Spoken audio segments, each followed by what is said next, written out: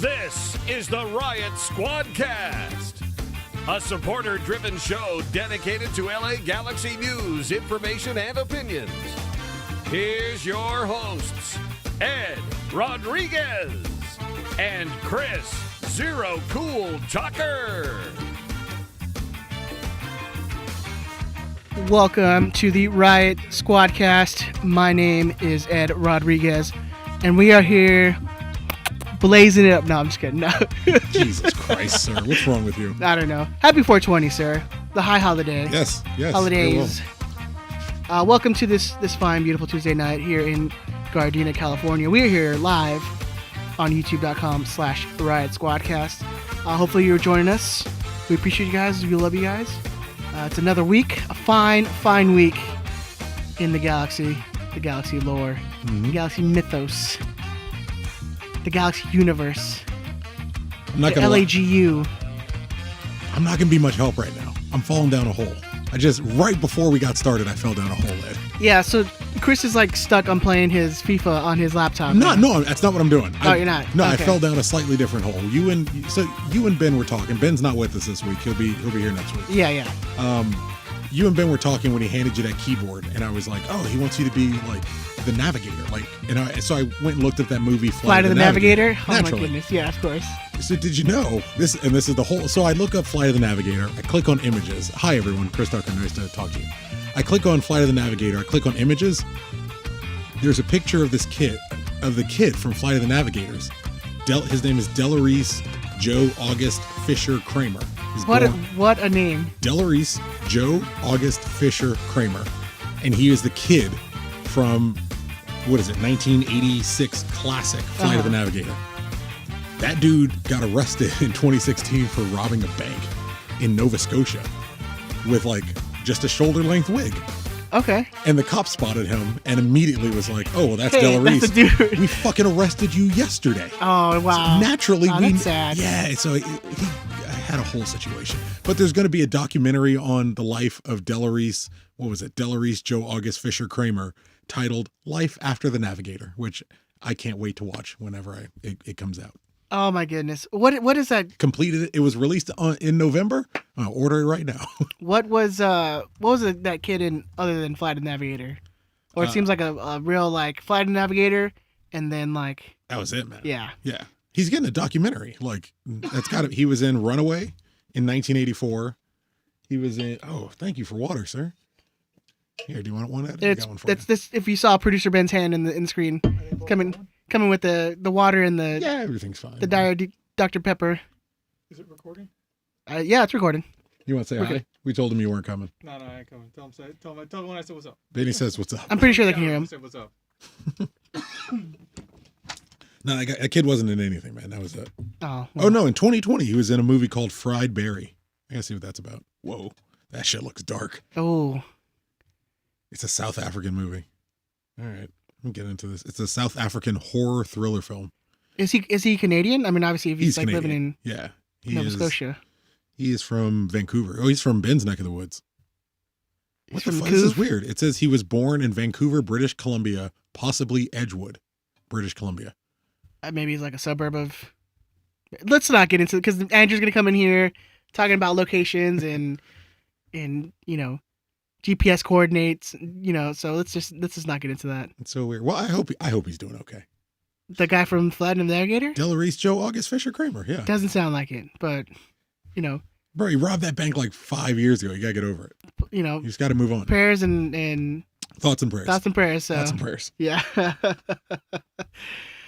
Oh man. Yeah, dude. Happy high holiday to you, Chris. I'm sure you've been celebrating today. No, not really. No, not really. I mean, I got here at 8:00, and I think you smoked at least 2 joints. Well, that's incorrect. That's 2 joints. What? We wouldn't be having a conversation right now. Oh, okay. I don't have that kind of tolerance. It's just it's not. Oh, you just kept going back out and smoking the same one? Yeah. It's easier that way. Okay. How was it? What were you smoking on? What was I smoking on? What are you doing? What language is this? What drugs were you taking? I don't know. Partaking in? Whatever was in here. It's good. Yeah, just keep it simple, man. Just keep it mellow. Keep it easy. Mellow yellow. Keep it easy. Keep it easy. Everything's Keep it fine. sleazy. Keep it sleazy. No. See, now you're creating. What's it called? You're creating a. Yeah, that's fine. That's the weed gap right there. Yeah, just. That's why I got to talk about the galaxy. Yeah, exactly. Oh man, well, I hope everyone's having a good day and enjoying You themselves. get an angry review now. They're just like, this fucking asshole. All they talk about is marijuana and like 10 minutes of good galaxy talk. Fly to the Navigator. 3 stars. 3 stars. Give them a chance. It might be something you're into. Are you into 80s sci-fi drama? Give them a shot. Give them a shot. Give them a shot. They're all right. They talk about like Willow every now and then. The greatest movie ever made. I haven't watched Willow in a very, very long time. Yeah. Too long. Yeah, definitely too long. I have the DVD. I'll have to bring it to you. I should just buy it. Double-sided copy of the Never-Ending Story 1 and 2. I was telling my kids this week how emotional you are. It just came up in conversation. Oh, okay. And I was like, yeah, you ever want to see a grown man cry? Play the scene where don't do it. The horse falls into the mud, and you'll have Ed crying. You'll have Ed crying like, Atreyu! I watched. Come on, man. The horse is like literally sinking, and he's like trying so hard to save the horse. This kid's like stuck in a book, man. I mean, or it's not stuck in a book, but the kid's like stuck in a fucking book. But it's like real life. It's happening in real life, Chris. In another dimension.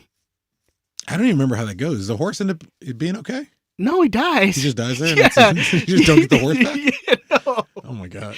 That movie really didn't traumatize me in the same way it traumatized you. Oh, it absolutely did. Like, I remember it, but I think about the second one more because it had the kid from Free Willy. Yeah. Like, I don't even remember who's the kid in the first one. It's just like a standard white kid. Or is that the kid from what's the fucking Wonder Years in the first one? No, I think you're thinking of Fucking movie is Fred Savage in.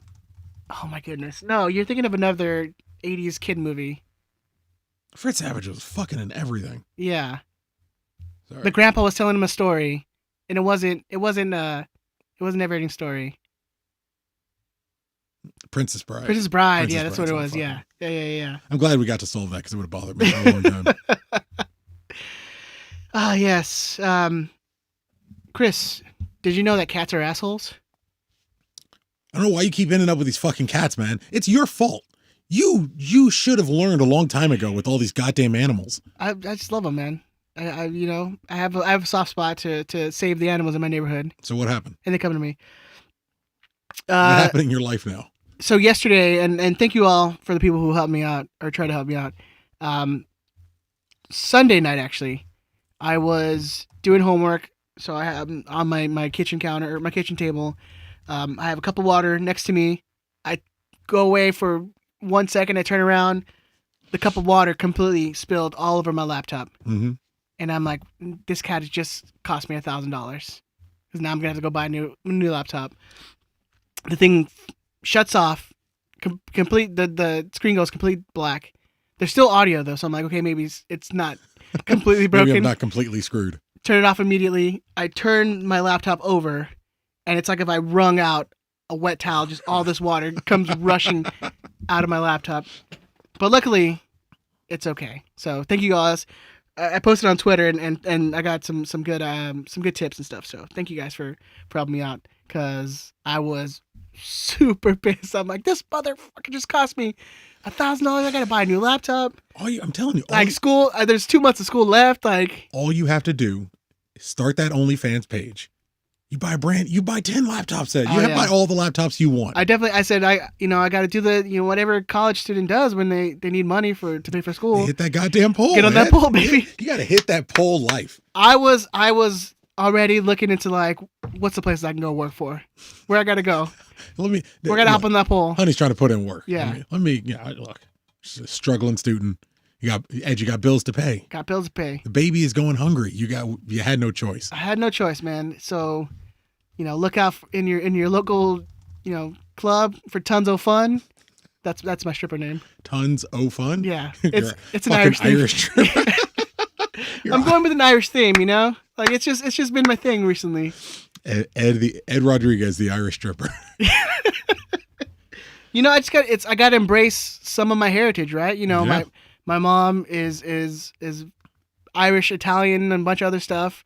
So, you know, I'm just embracing my cultures. You can work at Thunder Down Under as tons of fun. Tons of fun. Oh man, you're a visionary, Ed. You know what? I'm just glad my laptop isn't destroyed for these stupid cats. I was surprised it turned back on and worked. When you told me you rang it out like a towel, I was like, oh, well, that shit's done. God intervened. Yeah. I mean, did you bathe it in rice? What'd you do? No, so I literally I just turned it over and let it dry overnight. Just let it dry out. Yeah, And prayed. and God is good. God, you know, It was a magical weekend. it was a magical weekend. when you know, we're gonna do a whole thing. I told Ben that you know, unfortunately, he couldn't be here with us tonight, but I told him we got to get like the monks, like the that's how we were Gregorian chant. that's how we were gonna intro the show. Oh yeah. And then I was gonna be like, Chicha Dios has arrived. And it was gonna be a whole thing, but you know, unfortunately, Ben couldn't be here, so We'll just do it again. When he does it again, we'll do it again. It's Yeah. not. Ed, look, Hey. relax. Everybody relax. it's not a baby. one-time It's thing. fine. It's fine. Everybody relax. It's fine. Yeah, but if you haven't been on the hype train, you can't get on it now, because all you haters that were talking about it cannot change your mind and expect things from your players. You can't do that. That don't happen. I don't know. I'm not fueling this shit, man. I'm not giving any gas to crazies. It's not my world. All right. I wish everybody peace and happiness. I hope they figure it out. Peace, love. I hope they figure it out. I hope I don't even hope that. I hope everyone finds a way to be happy in their life. I hope that for everyone. There you go. Be happy. That's what I'm working on. I Yeah. hope everyone else works on it. That's what you gotta hope for people, man. Just work on your happiness. I don't have time for anything else. So I appear like I have a lot of time, but I don't have a lot of time. So I don't have time for anything else. So I hope everybody figures it Hey out. man, no one knows when their time's coming. Find some joy. Yeah. I feel like mine might be soon. Every day. Get a little bit closer. Every day, every day, every day. Yeah. Just get a little bit closer every day, you know? So I try to Isn't that- maximize my time. That's what time works, man. It just keeps going forward. That's it. It's called the arrow of time. I don't know if you, I've been learning about this shit, like weird podcasty shit. But yeah, it's called the arrow of time. It's the thing, the concept that directs us forward versus going backwards. Because then it's like a reverse. Yeah. Forward. As long as we keep going forward. And it's gonna become a book, and then Oprah's gonna make it into a movie, and it's gonna bomb. It'll probably, if she turns it into something, it'll probably be okay. What was it? The Sun of Time? But no, it was not the Wheel of Time. It's fucking. It's like the time thing. I was gonna It's say like a Land of billion Time. I'm them. like, no, that's not it either. Nah, it's gonna bother me now. This could just be like a movie cast this week. We're just bring up like.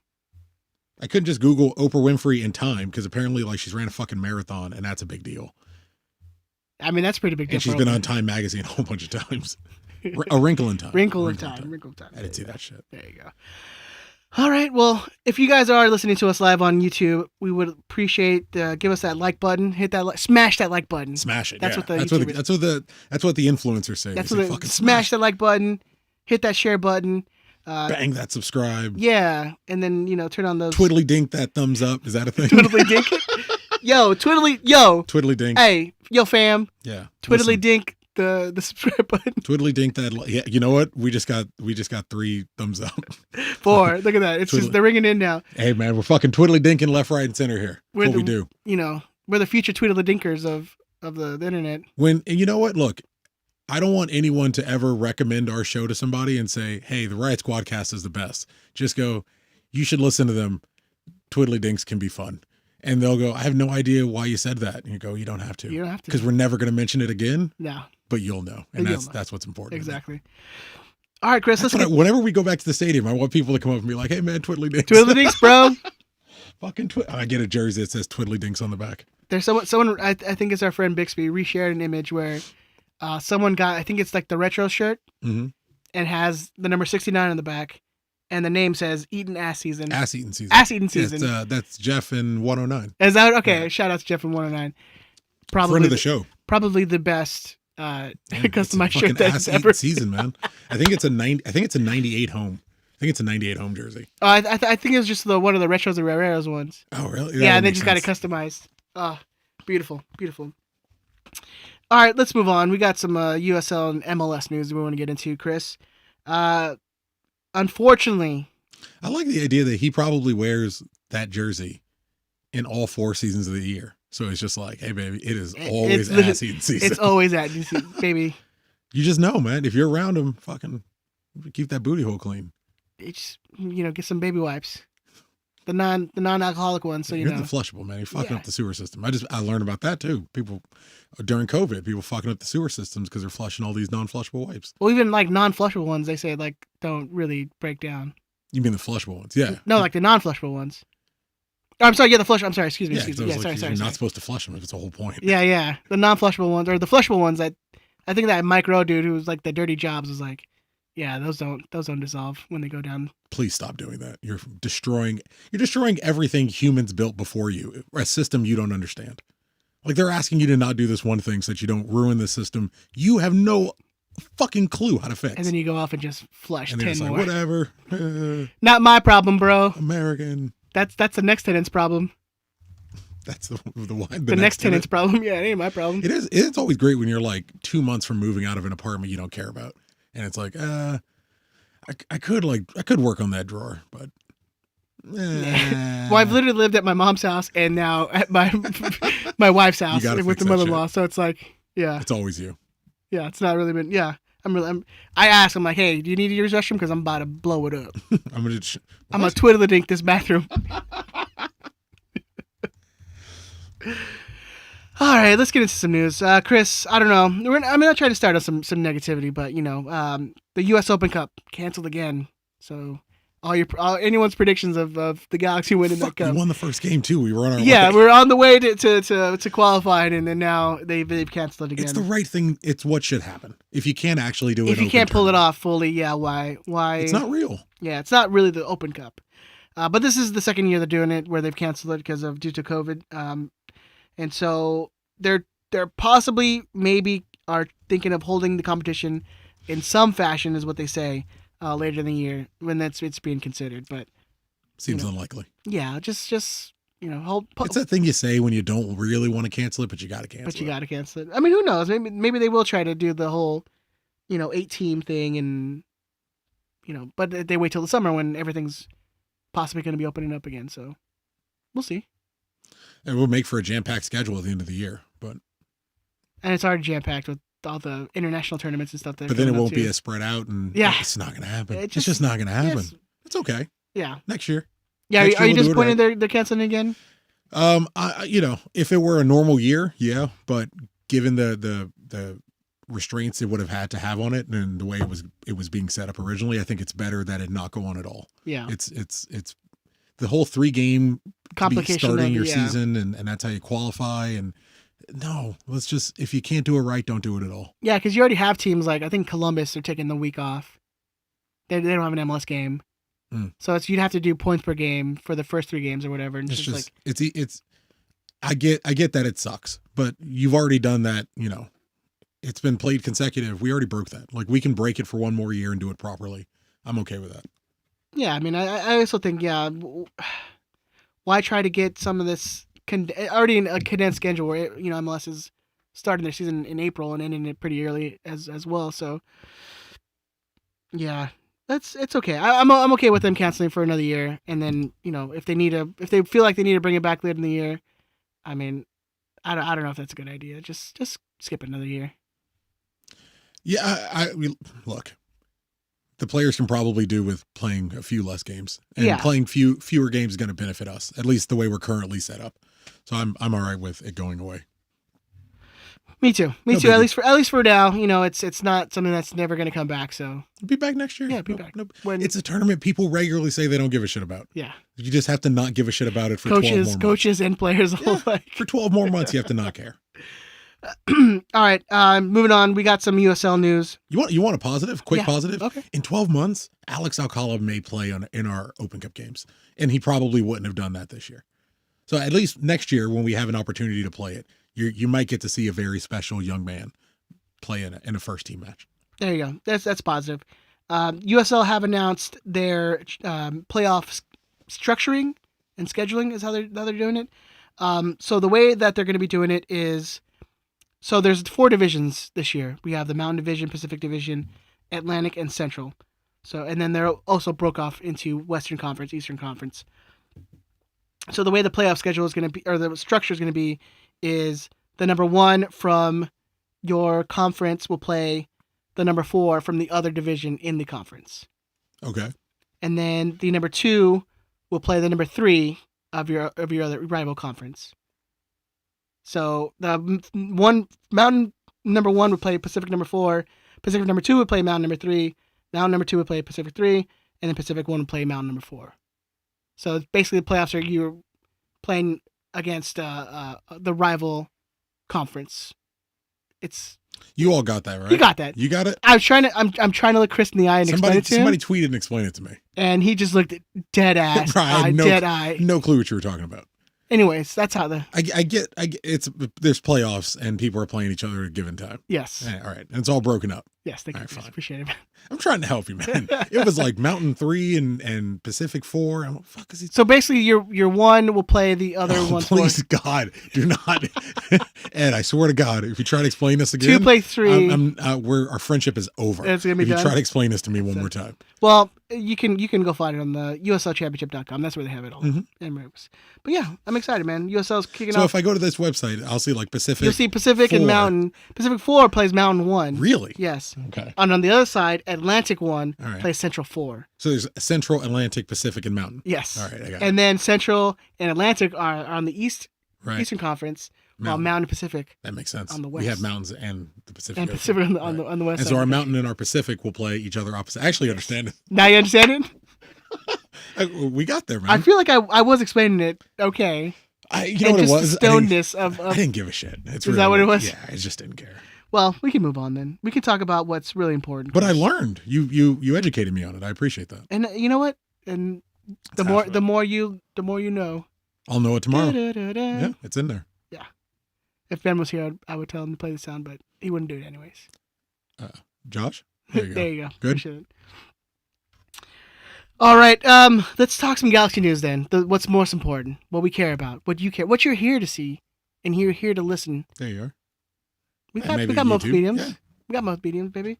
Again. Hey, everybody Twiddlydinks that thumbs up for me. Twitter the things that share button. Twiddlydinks that retweet real quick, if you don't mind. But yeah, so if you listen today, there was a Galaxy town hall that they had. I can't wait till Ben sees the title and he's like, what the fuck is Twiddlydinks? So the Galaxy hosted a town hall today. They had guys on. Joe Trocino was hosting, and then you had guests like Greg Vanny was on for a good 30 minutes. You had Jonathan Bond, Derek Williams, and Victor Vasquez on as well, and also Chris Klein and oh my God, her name's gonna escape me. She's the general manager. Katie? Yes. Katie, and then something that seems similar to. All I remember is her name coming up in the large Yes. chat. The let me general find it. manager of the Dignity Health Sports Park facility. So it's very interesting if you got to listen to it. Pandolfo.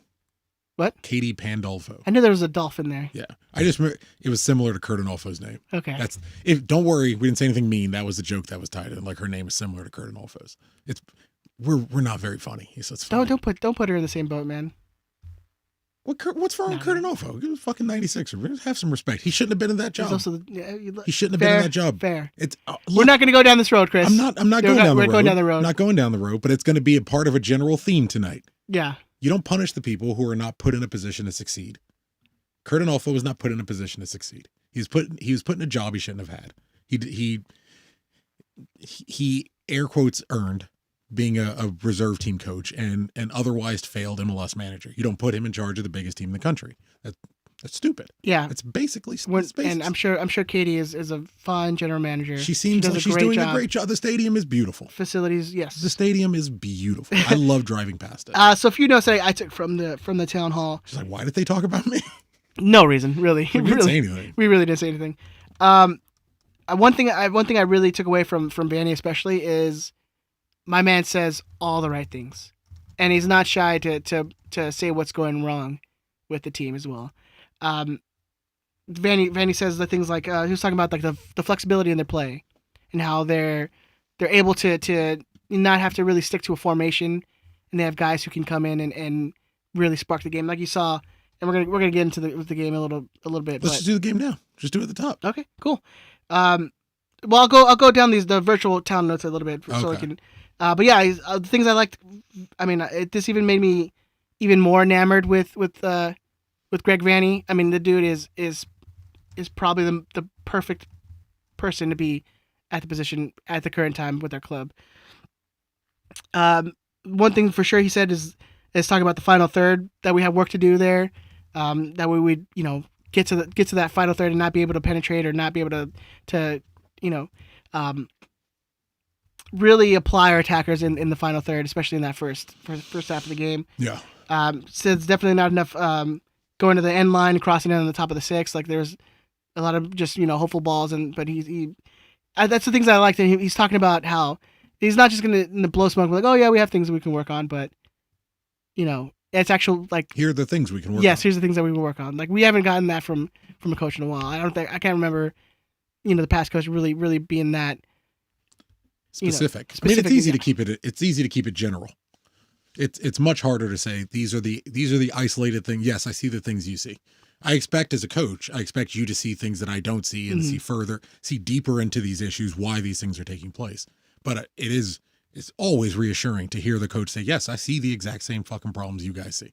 I watch it the way you watch it and more. I'm well aware of it. Yeah. I'm well aware of the issues and then some, and why these things are, and here's how we're going to ABC XYZ is how we're going to fix it. You're spot on. He regularly says the things that just make me go, ooh, he's such a very, very nice man. Yeah.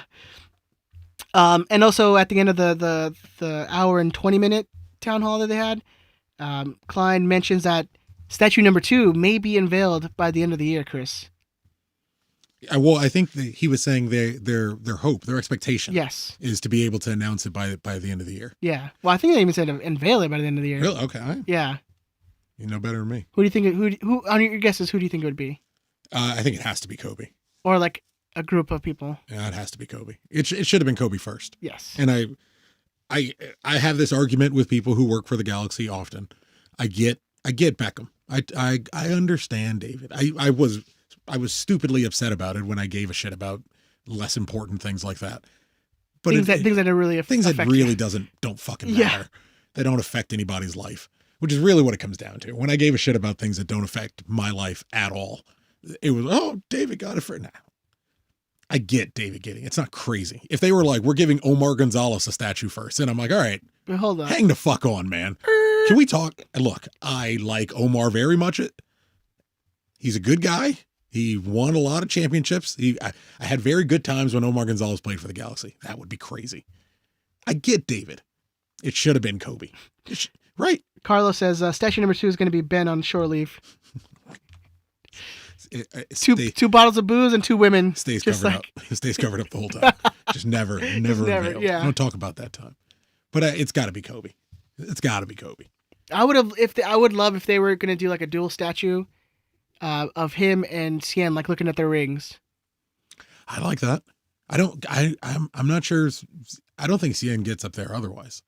Like if you put them together, I think that's the only way Cien ends up there. Really? You think? Individually, I don't think so. I mean, and it's not to say that he's undeserving in any way. When I think of how you limit the statues of your organization, at some point, I get the connection people have with him and the love people have with him, but at some point, what he was able to accomplish here has to not be an acceptable threshold. Yeah, and what's your target of statues that you're going to have out there? Like you just can't. You're logically 15 statues out there. You're logically at Beckham, Landon, Kobe, Keane. You're logically at 4, easy. Without trying hard, You're at 4. You're 25 years in. Like you're 25 years in, and you have 4 guys that if they don't get a statue, they were robbed of it. They genuinely deserve it as for the first quarter century of your organization. But you're a quarter century in, and you're at 4 fucking statues. Like it's, and you plan to become this big global entity that has all these amazing players. I don't know. But I'm a big proponent that we should use all these things that we have, and we've talked about it here before. I think there should be if I got my way, there would be a tiered system. You have Beckham, Landon, Robbie, Kobe that get statues that go out to Legends Plaza. You have very high upper echelon noteworthy players that end up on the Ring of Legends. Yeah. So you put a Cienfuegos, you put a Kevin Hartman, you put a Carlos Ruiz, you put a Mike McGee. With good like statues or the face. Well, you don't even have to do the face. You could do the name. You can put the name and the years or what they won, whatever. And then you can redo this wall of legends and have guys who aren't quite your Ring of Honor, guys who certainly aren't quite your statues, but they fucking deserve to be remembered in some way. Yeah.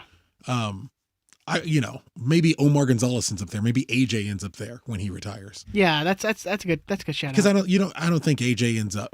He left the club a while ago. I don't think he ends up there, but he's still a very important player in the history of the galaxy and things like that, beloved by the fans. I think there's a way you can honor multiple levels of all-star galaxy players. Legion Norge says Dima on a throne of skulls. I love it. Gotta I love it. And that shouldn't be a statue inside the stadium ground. Where where you turn in, that's where it should be sitting, like right across from that KFC, so that as people pass it, they're just like, oh, fucking. Is it right under the big Galaxy steel sign? The blood god Dima Kovalenko watches over us all. Does it like spew blood, or like fire? It's just fire coming out of the back. Every time the light turns red, it's Dima's eyes fucking flame out. Oh yeah, see, yeah, flames out of the eyes. That's it. Goddamn, miss that man so much. That's definitely the one. I hope there's a gif of me going. The other thing that was mentioned by Katie and on the Galaxy Town Hall meeting was that Dignity Health Sports Park is going to be host to 5 Olympic sports. Mm-hmm. That's pretty interesting.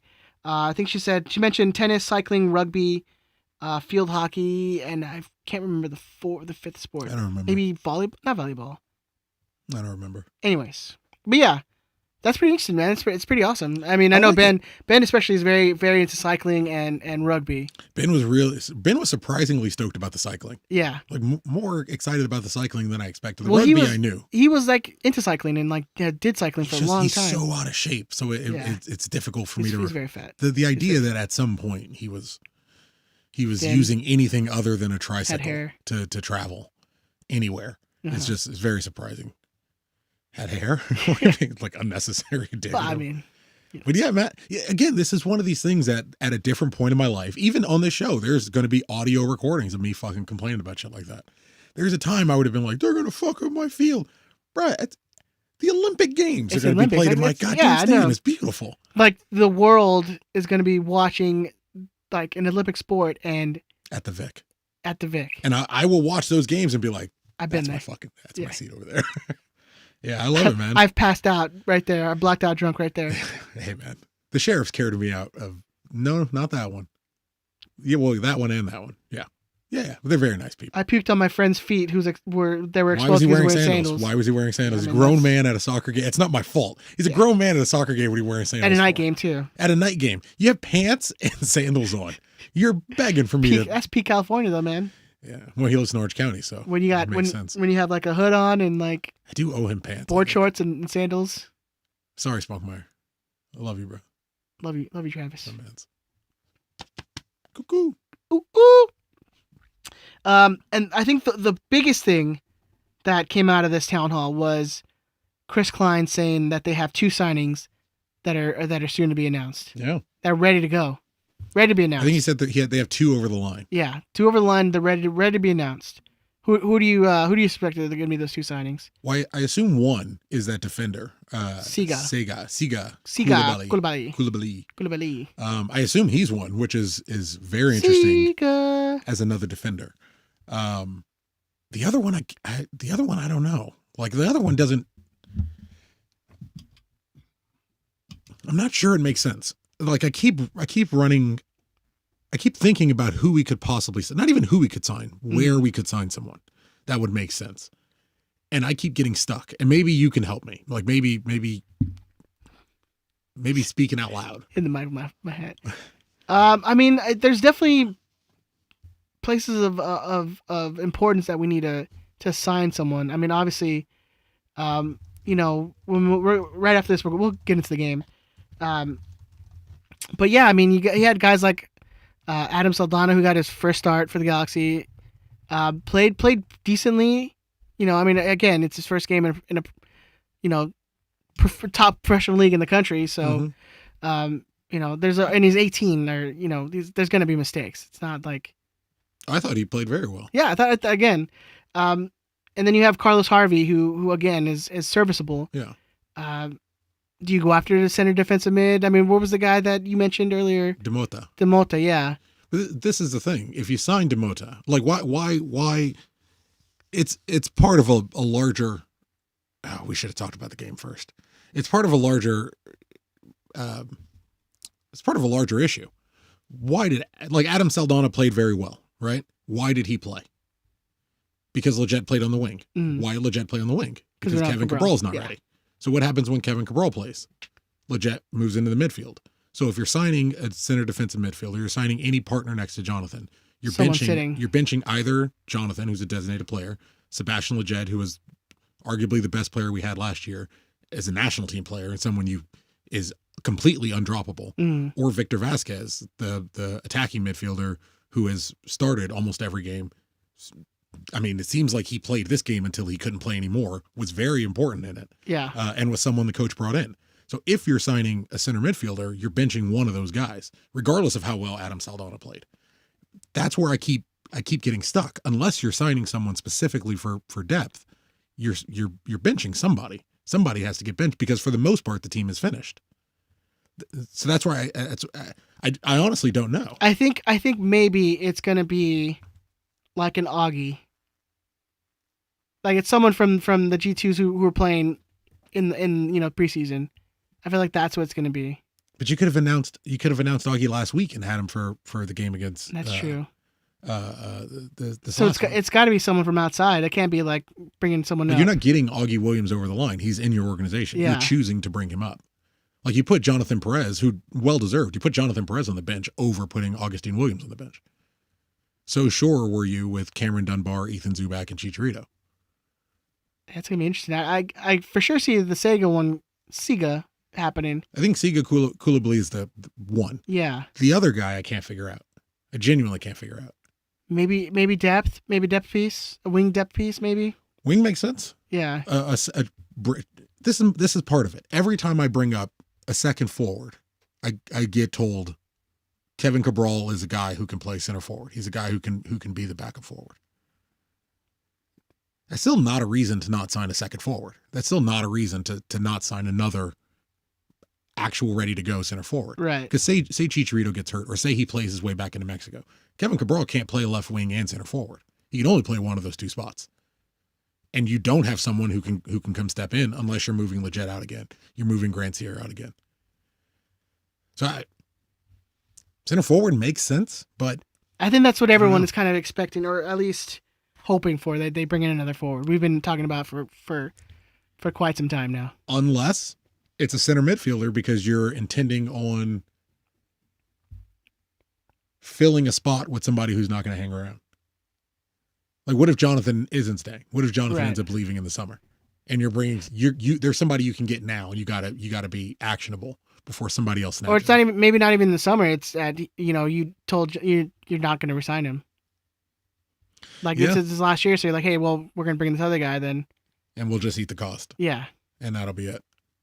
So I don't know. It's a fair shout that Jonathan's going to be away for the Gold Cup. Yeah, I mean it's been in the last however many Mexico national team call-ups. So I mean possibly. I mean, not even you're not going to sign him. Like you're interested in signing him, but he doesn't want to take a pay cut. Yeah, and you got to be ready to move on in the event you have to. And the one thing we're seeing from Greg in this tenure is long-term planning. Grandsierra is a long-term plan. Kevin Cabral is long-term. Derek Williams, Jonathan Bond, potentially Julian Araujo, but that may end up with him leaving. But Jalen Neal and for Kranis, there's a lot of long-term planning going on. Saldana, Perez. For the first time in a long time, there's it's seemingly a lot of long-term planning going on. Maybe it's we're grabbing somebody because we can get them now, and maybe it's a U22 player and the transfer fee doesn't matter. Yeah. And you're only paying $200,000. I can't figure out where it very clearly makes sense. So U22 would make sense if you're just grabbing an option. And telling them, hey, you're going to be a, off the bench option, but, following seasons, we're going to have you come as, regular or something. Or, hey, you're a U22 forward. You're going to learn from Chicharito for 2 years. Yeah. And then you're going to be the starting center forward for the Galaxy. We'll put you in the window. In 4 years, you're out the door. We'll sell you to Europe. We'll start, boom, do the process all over again. Like, I don't know. And I love not knowing. And for listeners, if I'm just like spitballing and going down a train, I apologize. We literally just heard this before we started recording, so we didn't have a chance to flush it out at all. But I enjoy not knowing. I enjoy clearly not being able to see where it should go. It's fun. Especially, these last couple of years, you could clearly be like, oh yeah, we can do a spot with here, and there.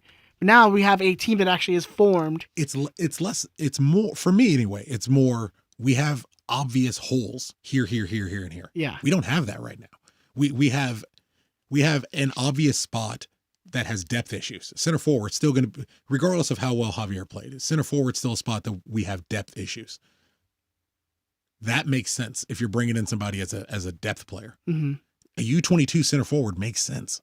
If that's it, I have no clue that that's what it is. But if it's like a young forward, yeah, I would put money on like someone coming in as like a depth. I depth love piece. it. Yeah. And Kevin Cabral opens you up for 3 U22 players. Like, why not? Why not? Maybe you're just saying, hey, we got to spend money now, because that's what we've done right now. We have. If you're not big into the global markets of football, obviously there's a lot going on in the news right now. There's some stuff going on. What's been going on in France with these teams? Come on, man. That doesn't even make sense. Sorry, James. Some of these lower French teams and how they've been hurting for money, and the Galaxy coming out and being like, we're gonna fucking drop coin today. We're putting money in your pocket today. Well, that's why it seems so right that they're going to France. Like, France is the league that, even before this whole Super League stuff was coming out, and there was reports coming out that they were hurting for money. The federation was really hurting for money. Mm-hmm. The Ligue 1 was really hurting for money. And so you go and you get these pieces that are going to come on a cheap. And with a plan to resell. Yeah. With a plan to go somewhere. So I don't, 2 signings. If he said 1, I'd be like, all right, Siga Koulibaly. Yeah. Done. We're done for business. But 2 over the 2 line. over the line. With I believe he says with 2 more they're looking at. Yeah, something like that. I think he says 2 over the line with 2 more they're looking at. Like, I'm enjoying it all. I'm thoroughly enjoying the ride. This is the fun part of Major League Soccer. This is the fun part of being a Galaxy fan. When shit is enjoyable and low stress and fun and new signings are exciting. You trust the coaching staff. You trust the scouting network. You're enjoying the signings you see. This is the good, happy, positive, fun time. This is on the up. This is the up. Let's enjoy it. We were on the down for a long time. Enjoy being up. Yes. You might not be up very long. Enjoy being up. All right, and really quickly, one last thing that came from the Galaxy Town Hall. Greg Vanny says Cabral won't be ready till probably the LAFC game. He has his visa meeting this Friday. Should be ready to come next week, and then has to do the quarantine. Okay. So he says he probably won't be ready until the LAFC game. So that's the first game we'll probably see Cabral in a Galaxy jersey. Okay. So yeah. I like because again, I like parallels, Ed. I like narratives and I like parallels. I like the idea of a French forward who's played at Paris Saint-Germain debuting against LAFC. Yeah. I don't want to hype the kid too much, but I like the parallels. I like the parallels. All right, then let's get to it, man. Let's get into this game. Sunday, Galaxy went over to Miami in a pretty hot and what seemed like gotta keep cool. Horrible weather. Gotta keep cool.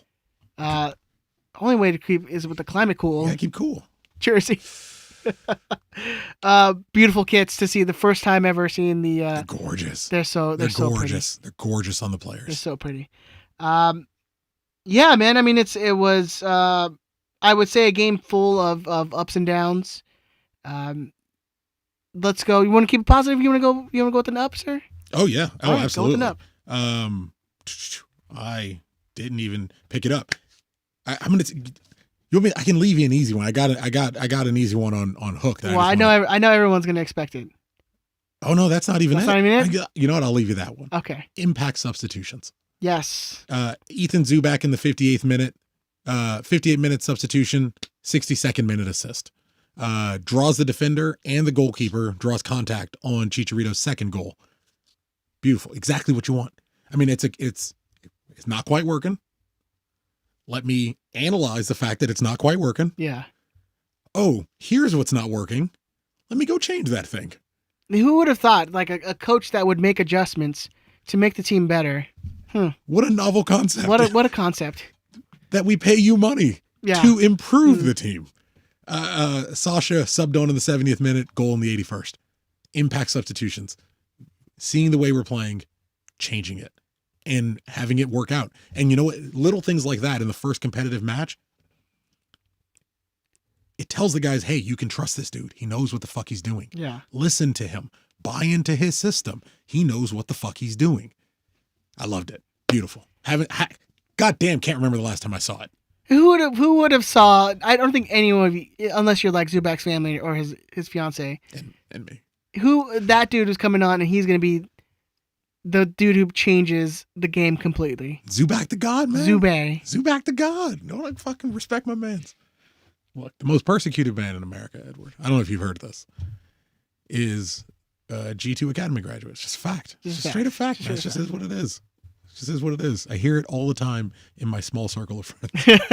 And the people that only care about the Galaxy. You gotta love that for him, man. I love it, man. Him. And look, man, this was a thing I commented on earlier, and yeah, we crapped on Zubak for the entirety of last year, but also with context that we try to give where that's it. It's you're putting this guy out there, and Greg knew what he can get out of Zubak, because what Zubak's best attributes is that he hustles and he doesn't stop hustling. I think he said in the town hall, he's like, the kid fucking runs like crazy. Like, this is the thing. I get. But again, another novel concept of using players to the best of their abilities and putting them in positions where they will succeed. Succeed, man. Like, hey, is Ethan the most technically gifted player in the world? No, he's not. He isn't. At USL level, he's more technically gifted than a lot of other players. Yeah. But at MLS level, that's just not what he is. But he'll run. He will just run. Like, he'll just run. That's what point over there. Ethan will run over there. You give him 90 or give him 2 minutes, he's going to run. He's just going to run his fucking head. He'll run until he can't run anymore. Yeah. Like he'll drag himself to run as best he can. Like that's what the kid does. So fucking send him on the field. Erica's going to be like, you're cursing too much this episode. Put him on the field and let him go. That's exactly what he did. Especially on a hot and humid day in Miami, or Fort Lauderdale to be exact. And then give him 20 minutes in the 70th minute to just run at him. Just let him. But look what Greg does. It's 1 billion degrees, right? This is a manager. Carla goes, he is gifted because he loves the Lord. That's true, man.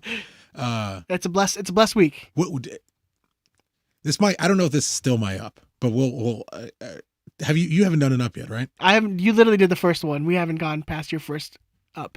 I'm gonna stay on Greg. It's not an impact substitute. I guess it counts in impact substitutions, but this is the genius of what Greg did, right? So we're in Fort Lauderdale. It's 1 billion degrees for a brand new team in Major League Soccer with a brand new head coach. Who the last time he was coaching I think it was England women's national team. Brand new head coach, brand new team, hot as balls. Into the game, who do I bring on? Ethan Zubak, the kid who will just keep running, and Cameron Dunbar. Go get him. Yeah. Go get him. Go eat him. Go give those guys the hardest fucking 15 minutes of their life. Are you going to start every game? No. Cameron Dunbar looked faster than Emma Boateng. Like, imagine you have someone who is more accurate than Emma Boateng, although the shot we missed is the exact same one Emma would have missed. A kid who potentially, I'll say potentially, just a caveat, kid who is potentially more accurate than Emma Boateng, who runs at least as fast as him and costs you nothing on your salary cap. A kid who's happy to be on the team right now. Oh, you need me at left wing? Absolutely. Need me at forward? Absolutely. I'll come run my boots off for you. This is, And that's exactly who you want. You know, we've talked about it for years, like wanting these players to have that desire and want to play for the team. yeah, to want to fight for a spot. Yeah.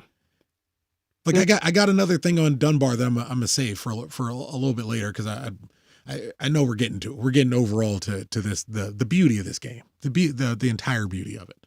But yeah, all of it. Greg, impact, substitutions, tactics, genius. I guess so. Mine, it's an up and a down. You know, I love that we actually see the team have this style of play and actually have learned what Greg wants them to do, right? Mm-hmm. So in the first half, it was like something crazy, like over 60% in possession. Yeah, I think 68. But didn't have a shot on goal until like the 60th minute or something like that. Mm-hmm. So it's good. The good is to keeping possession, keeping the ball moving. I love that. I'm all about that. The bad is that going into the final third and doing nothing with it. Yeah. And we mentioned before, even Greg mentioned like, hey, yeah, that's an issue that we're gonna have to look into. And he made his substitutions, made his impact on bringing in these guys and changed up the style and changed up the game. Perfect. Mm-hmm. That's what you want to see. So a good that they're keeping the possession, keeping the ball. The bad, they're not doing anything with it. I definitely don't think I know more than Greg Vanny. I think he knows at least. I think he knows. It's a safe bet. I think he knows, maybe. It's a safe bet. I think he knows at least as much as I do about the Galaxy. Who got subbed on in the 58th minute? Wait, what? Who got subbed on in the game in the 58th minute? Was that when Ethan and Harvey came on? Yeah, Ethan. We got a second forward up top, and we registered a shot on goal. Yeah, and Harvey came back on too for Saldana. Yeah, but we registered a shot on goal almost immediately. Yeah, when we got someone else up top instead of launching the ball over the top to Chicharito for 60 minutes. We were atrocious in the first 60 minutes. Yeah, we were terrible. It's part and parcel with the changing up the tactics and changing up the substitutions, but. I wouldn't even say off. I mean, just in the attack, it was. In the money play, in what you're looking for. Yeah. We had nothing, and we were able to make that change. But yeah, early on, it was just. I hope we're not too married to this 4-2-3-1 because it's clearly not going to work. It's just clearly not working. Mm. I think is it something that's holding us off until we get like the guys who are over the line. We get the Cabral playing. Well, it's even in the 4-2-3-1. Maybe it works with Kevin Cabral and Grandsir and Vasquez and Leggett and everyone's fit and everyone's healthy. Because Cabral is the player who's going to do exactly what Greg is asking for, to go to the end line, cross that ball into the box. Someone who can, I mean, I think he talks about in the virtual town hall, he talked about Kevin as someone who's going to get in and get the ball into the six. And get behind the defense, which for a long stretch of this game, the first 60 minutes, the Galaxy did not do. And I like Christian. I mean, he was a very good player. Christian Pavón was a very good player for the Galaxy, but more of and I could be perhaps I'm misremembering, but more of an individual attacker who took on three guys and just drove past everyone and got a shot off, but wasn't exactly serving the ball into Javier in a place that benefited him. And again, the fucking end game is about getting Chicharito to score goals. It has to be about getting Chicharito to score goals. If this guy can get chalk on his boots and fucking pass the ball right to the penalty spot or into where Chicharito is going to be better than Christian Pavón, he could end up being a better player for the Galaxy than Christian Pavón. Yeah. You brought it up. Getting too worked up. You brought it up, man. I know. I'm getting too worked up. You brought it. Let's talk the goals. Let's talk about them goals. Let's hear it, Chris. Let's hear it, man. You know what everyone's... So happy for Sasha. You know what everyone's wanting you to... So happy for Sasha. Everyone wants to hear it, dude. So happy for Sasha. Let's hear it. Chicha! My boy! Let's go. Oh, Ed, come on. I've had orgasms that felt worse than that, or at least it wasn't as enjoyable as the first goal. First goal. Oh. Where he 5-holes the goalie too. Let's fucking go. Perfect Chicharito goal. Right? That's my understanding. I could be wrong. I haven't followed the guy's career very long. My understanding, that is the perfect Chicharito goal. I would say the second one is the perfect Chicharito Just goal. in the right spot. Yes. More. Mas. More. I don't want to say that. I'll get in trouble, but Yeah. more. That's good. I can say it. You got it? Yeah. What if you give me permission? Is that Yeah, I get 2 a you can year, say right? Okay. 2 a year? That's You get it on your birthday. A couple weeks ago, we were talking about the N-word. You were like, "Why I get 2 a year?" I like to think there's like a hardcore listener who was like, "I got that joke. I got what Chris is talking about." Yeah. Yeah, man. I don't even remember the callbacks. I literally jumped out of my seat and started running around the house. I was so fucking happy. I was wearing my Chicharito jersey. Damien was wearing his community kit. My daughter was wearing a community kit. It was that was fucking fun, man. I almost had my goddamn hat trick. Almost had the hat trick. So fucking close to Almost that hat had trick. it. Yeah, man. I mean, that first goal, perfect. It's the perfect Chicharito where you see him make the run inside to get to the ball. I mean, and that's what you want to see, man. I mean, confident, put it away, and you can just see the weight just go, and he's in. And he's in. No bullshit. He might be a top 10 Galaxy player for me. I fucking love him, dude. Wait. I'm not gonna lie. I love him. No, okay. I gotta go through my 10. I gotta bring you down. I gotta go through my 10. I got that. Shouldn't, as of right now, is not even in the top 30. It made me so happy. You know what? It made a lot of us happy. It made me really happy. Like, that's Yeah. all I give. But you got to remember, man, at this stage of my life, all I give a shit about is the things that make me happy. Well, that's I true. try not to, and I try not to get too involved in the other stuff. It fucking made me happy as hell. That's all I ask from anything. Like, I don't have time for anything else. Just make me happy. I watched that. I was fucking happy. He was goddamn everyone was happy. Yeah. Oh, I love it, man. I fucking love it. No, and like I said, I think that second goal was peak Chicharito, where he's kind of hiding at that back post, waiting for the goalie to parry it, or the ball to fall to him, and it perfectly. And then when the quote unquote the trash goals, all day. Fucking trash goals It's count still- for points. Still a goal. If the tiebreaker is goal differential, do tap ins count? Do trash goals count? Do own goals count? They all fucking count.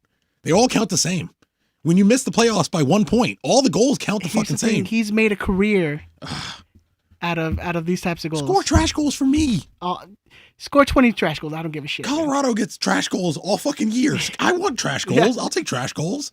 Yeah, man. I'm down. I'm in it. I loved it. I'm in for it. I saw a tweet that said that I thought put it beautiful. I wish I should have had it pulled up, but it was like, I love seeing everyone liking and retweeting everyone's comments about Chicharito. It's like everyone's giving each other social distance high fives. Hey, that's Because great. we're there's only so many people were able to go to Miami, which I heard the Galaxy sold out their allotment for that game in an hour, which is amazing. So to just see like the whole Galaxy Twitter community on in conversation at once, Yeah. and it just fucking exploded, man. And if you're wondering, my Twitter was as insane as you would think. It was as fun as you would. I'm imagine. sure it was. I had a great time. And then you got the Sasha goal for the winner. Sasha Kljestan and Chicharito handed the Galaxy 3 points. What a weird world we live in I'm now. so glad I started working on coming around emotionally last year, or I would have been in a really bad spot in this game. What a goal too! Yeah. Beautifully bent. It's that cool, calm experience. Lovely little tap pass from Sebastian. Let's go, Yeah, and I think Joe said it's his first for the club. Sebastian. No. Sasha. Sasha, yeah. Yeah, but he's only played a couple games. I felt like I thought he scored one before, but I guess not. First goal. Just in a preseason, I think is what I'm thinking of. Yeah. First goal for the club, man. And good the fuck on. You got to remember, we really didn't score a lot of goals last year. We scored very, very, very few goals. Yeah. And when we scored goals, it was in bunches. But you saw how much it mattered to him. Again, I'm going to talk about my man. Look how much it mattered to Chicharito. Yeah. Look how much that kid celebrated Sasha's goal with the fans. It was like, yes, I want to celebrate with all of you guys, but fuck, you guys are here and look what we fucking did. Yeah. God damn it. Maybe we should have talked about the goals we gave away first, because now we got to talk about it. No, I'll talk about it, man. It's fucking MLS bullshit. Higuain's offside. He looks off. Higuain, if you can score a goal with your shoulder, he's offside. Yeah. And you're allowed to score a goal with your shoulder, so he's offside. He's offside, and that wasn't a penalty. Why doesn't MLS do like with the line thing, like how England does it and shit? But even then, it's all down to what frame you freeze and the person who's looking at it. At some point, no matter how much, unless we get a computer, how much how much human error you try to take out of the game, there's still humans who are still making these decisions. Yeah, but he's offside, and the other one was I forget who it is, but the guy kicks our player. It's not a penalty. This is fine. I mean, so even if he didn't, Villafania sticks his ass out and obstruction. It's a penalty. Even if it's a penalty, all I care about is Bond. Bond got beat on a penalty and an offside goal. Yeah. What more can I ask of you? You got 6 saves. Tremendous saves too. 6 saves on 8 shots. I mean, what more can I ask? He all I really care about is if it wasn't for 2 instances, let's say it's a penalty. Mm-hmm. If it wasn't for 2 instances that are decided by a referee, Bond has a clean sheet in the first game. I can live with that. You would have got your 3-0. Yeah, I don't care. I wanted the Chicha hat trick meant more to me than the 3-0. I just saw so we have like a little whiteboard that we used to write the notes and stuff on. Yeah. And it's where Ben, notates our score line predictions, all that stuff. I just noticed he put the Chicha with like 6 A's at the end. Yeah. An amazing 50 people in the live chat right now at 10:30 at night. We appreciate you guys. On youtube.com/Riot Squadcast. Hit that like button, smash that like button, Twiddlydinks that thumbs up. Thumbs up. Twiddlydinks the share button as well. We really appreciate it. Twiddlydinks everything. Yeah. There's your shirt. It's gonna be like, you want a shirt that says Twiddlydinks on it? Yes, I do. You had legit play, and but we're not quite sure if he's still out of the water yet with controversy. My man. Yeah, so he played, but we heard reports that they're still investigating. So MLS is still investigating, so we don't know quite if it's gonna end up in a suspension or anything like that. After. Can I read you something? Yeah. I take full responsibility and ownership of what was an extremely poor and ill thought out phrase, and have no excuse for my actions. I want to be part of the solution, not part of the problem, and continue to be an advocate and an ally for the LGBT plus community. Those who know me know my character and heart. I will remain outspoken in my support and advocacy.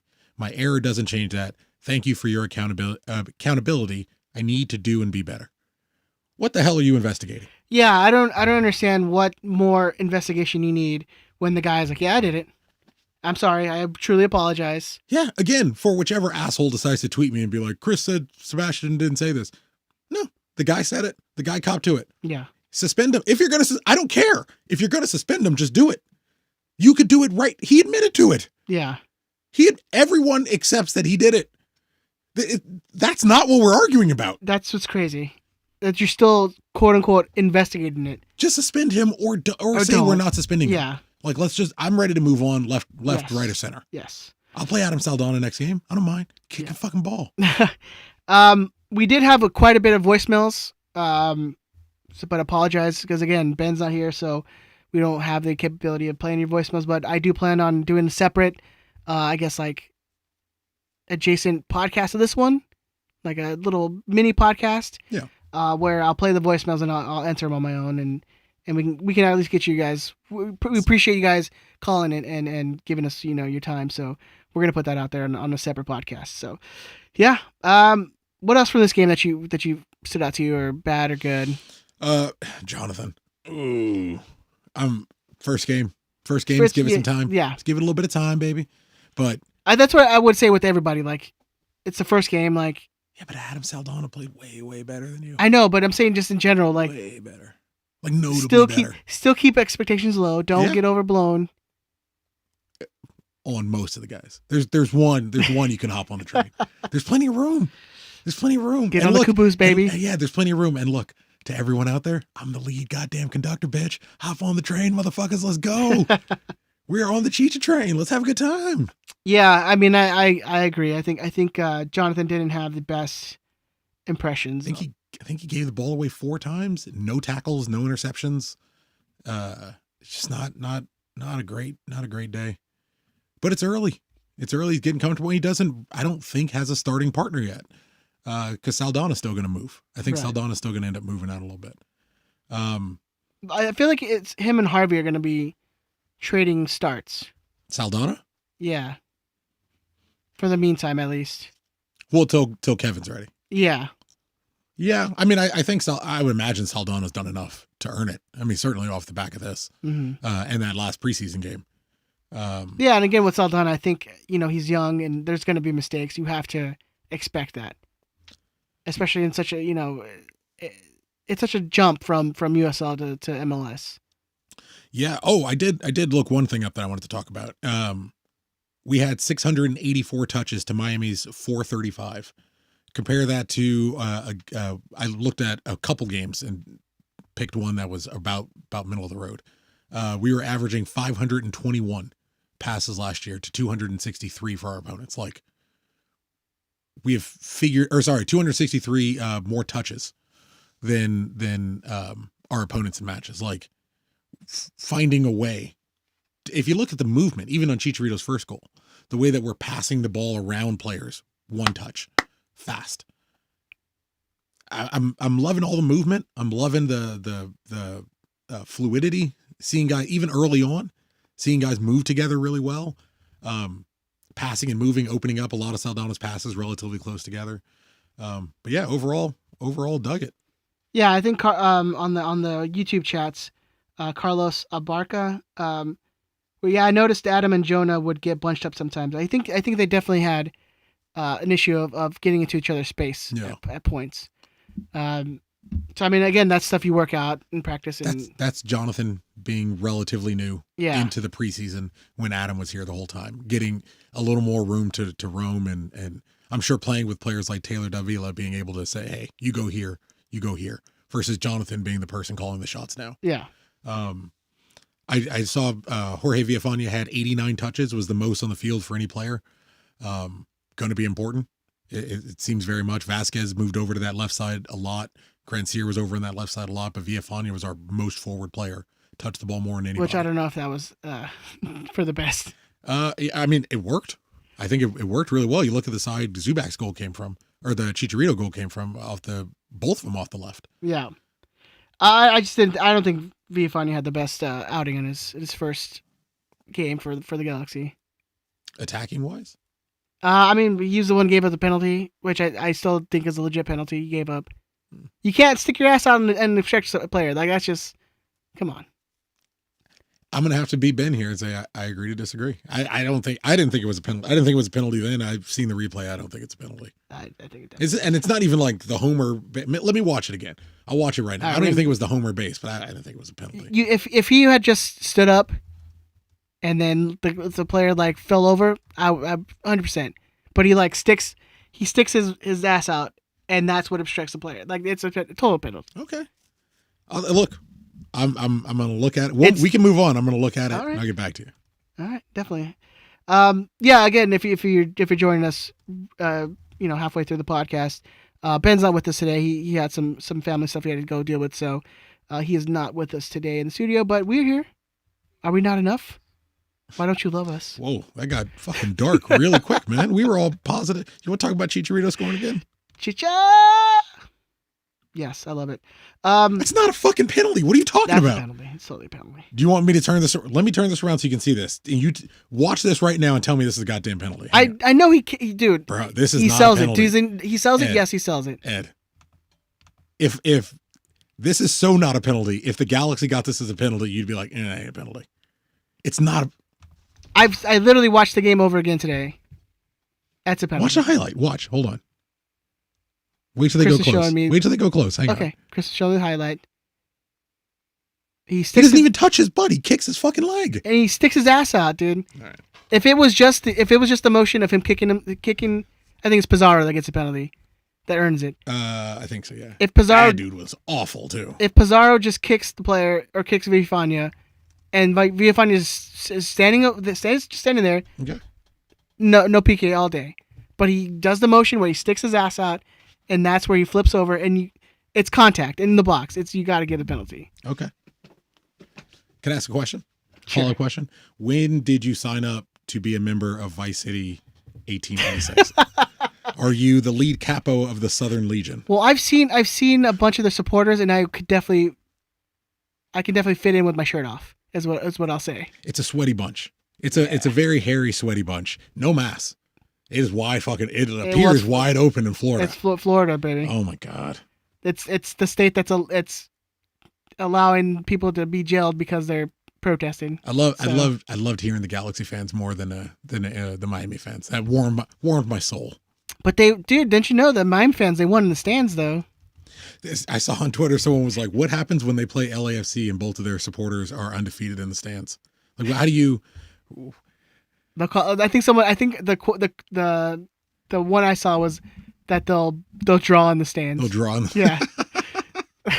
So no one's gonna lose and no one's gonna win. They'll both still be undefeated in the stands. Everybody goes home a loser. Yeah. It was not a penalty. It was, but it's fine. I'm asking the live chat right now, and they're all disagreeing with you. Because they're all homers like you, so you can't look at it objectively. It's fine. I'm being a homer right now? I can't tell. I get told I hate everybody. I get told I love everybody. Now I'm a homer? You're a homer. I just try to be objective. You're probably getting paid by the Galaxy. You're a shill. Wow. I'm a shill. I get called a shill a lot. Something that doesn't get thrown around all that often. No. It's my old timey soul that I have. But no, whatever. It's fine. Whatever, defense was fine. It wasn't. Again, importantly, Bond got beat on a penalty, debatable penalty. Debatable penalty. And I'll give you that. A debatable penalty and an offside call. That's what Bond got beat on. I'll take that. I'll take it. And then they're only going to get more cohesive as we go along, and yep. I think it'll be fine. I think we're good. Yeah, I mean, look, O'Neal Fisher is a guy who kept Higuain on. He's not going to start every game. Yeah. He was very important to this game as well. A lot of crossing on the right side. It's going to be perfect for Julian when he gets in. But they'll figure it out. Problems like this will start getting fixed. Good game. Great game. Yeah, again, first of the season, let's not get too overhyped over a win, and then the players' performance are going to get, more into the fitness, and we'll see how Cabral and these other players that are supposedly coming in are gonna fit on the team. So it's still very early. It's still very early to see where this team is headed. But very, very, very perfect. A lot of positives. This was the opener I wanted last year. Yeah. This is really genuinely what I had hoped. I didn't want him to score at Houston. I wanted him to score at home first. But this is This is the path I was hoping we would start going down. Yeah. And it became clear pretty early on that wasn't going to be the case. But a great start. Necessary. Very necessary. Yeah, and again, there's a lot of positives to take out there, and any negatives that you saw, Greg saw. Like he's mentioned it. And fixed. Yes. And fixed. Yeah, absolutely. So there's definitely a lot of positives to go off of this game. Probably the easiest question that you're going to be asked today, Chris. Mm-hmm. Who is your man of the match? I'm going to go Jonathan Bond. It's going to be fucking boy. What are you talking about, man? What are you talking about? Yeah, it's got to be Chicharito. Not even close. You got to give it to him. Not even close. Yeah. It's not. It doesn't matter. Sasha got the winner, and it doesn't matter. My man of the match is Zube. Yeah. I mean, hey, we got. Oh, you fucking unmuted yourself. Yeah. We got 3 points massively in part because Ethan Zubak came on. And it's great. That's another. How many times have we heard that since being? I'm a G2 fan, so a lot. Yeah. But two guys who certainly dealt with a section of the fan base who weren't the biggest fans of them last year, and even dealing with online social media, bullshit, and to see them both kind of hand the team the game, to hand the team 3 points. I mean, there's no two ways. Ethan Zubak is a huge part of the reason we won. Yeah. And the guy everyone needs to get going, got going. It's beautiful. Yeah, and you see guys like Steres and Depew, like tried and true. I mean, these guys have been our best center back pairing for the last 3-4 years. Like, great game from Depew. Yeah, so again, a lot of positives. He had to make up for your boy Villafaña's defensive lapses, but it was always there. Big tackles. Big tackles, yeah, big especially in the box too. Big boy. Yeah, big boy. My dude. He's definitely the cleaner. Ooh, I like that nickname. Yeah. Kenny Omega may have something to say. Because he definitely cleans up anything like Steres, any mistakes from him, any mistakes from Villafaña. Yeah. He's definitely a guy who understands like where to be at the right time. He's so fucking big. He's goddamn gigantic. He's Well, you need one of those guys. He was one of those center forwards, and then people are like, "Oh, you're big. Convert it. You're an American, and you're tall. We're gonna put you back in defense." Can I give you one of my weird little Galaxy stats? Yeah. Awesome. Chicharito is now in an 11-way tie for 64th all time in the Galaxy goal scoring list 64 with 4 goals. Yeah, he's tied for 64. He's tied with 11 other people for 64th all time. I would actually rent. What's the weirdest name on that list? Weirdest name on the list That he's tied with. that most people don't know. Sebastian Vorb, probably. Okay, yeah. Sebastian Vorb, Steve Jolly, Chris Armas. That's a lot of early names. Yeah, I mean we got a couple laters. Jack McBean, Hector Jimenez, Bradford Jameson, Todd Donovan. Only ever had 4. Andreas Herzog, if you like a number 10 in your life. And Joseph Nguyen. I think that's it. That's everybody. Oh, Hector Jimenez. That's it. I think you mentioned Hector. Hector, Yeah. It's an 11-way tie for 64th all time. And awesome. Sasha Kleshchin now in a 41-way tie. On one goal. I didn't even see what number it is. But Yeah, he's I'm a not going to make 41-way you tie. go through the 41 on that one. I don't have him, so that's That's good. okay. Good. I appreciate that. All right, we're going to go into Big Tony's email. Thank you, Big Tony, for sending these every week. Also, we do Chicharito, Player of the Week as well. Yes. Player of the Week. Named MLS Player of the Week, so congratulations to him. And, I mean, post-game interview was perfect. Tier. He's holding back his tears, and then also rejecting Taylor Talking Twellman's about question. fucking. No, he doesn't.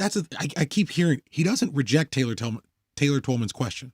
What he's saying is like, no, man, we don't. That shit don't matter, B.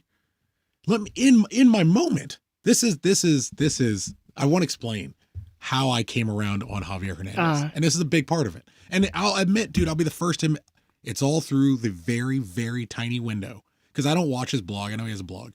It's just through the window of like his Instagram posts, watching him work on himself, watching him be very vocal about emotional issues and mental health issues and how the guy's gone through a lot of fucking shit in a year, like a lot of shit. And on top of it, he had dumbasses like me fucking running my mouth. Like it goes to speak. It speaks about you don't know what's going on behind somebody's eyes. You have no idea. Yeah.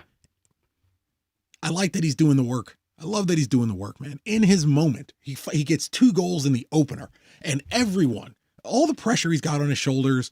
You know the organization. You can hear it in the words he's saying. It very much sounds like he got pulled aside at some point.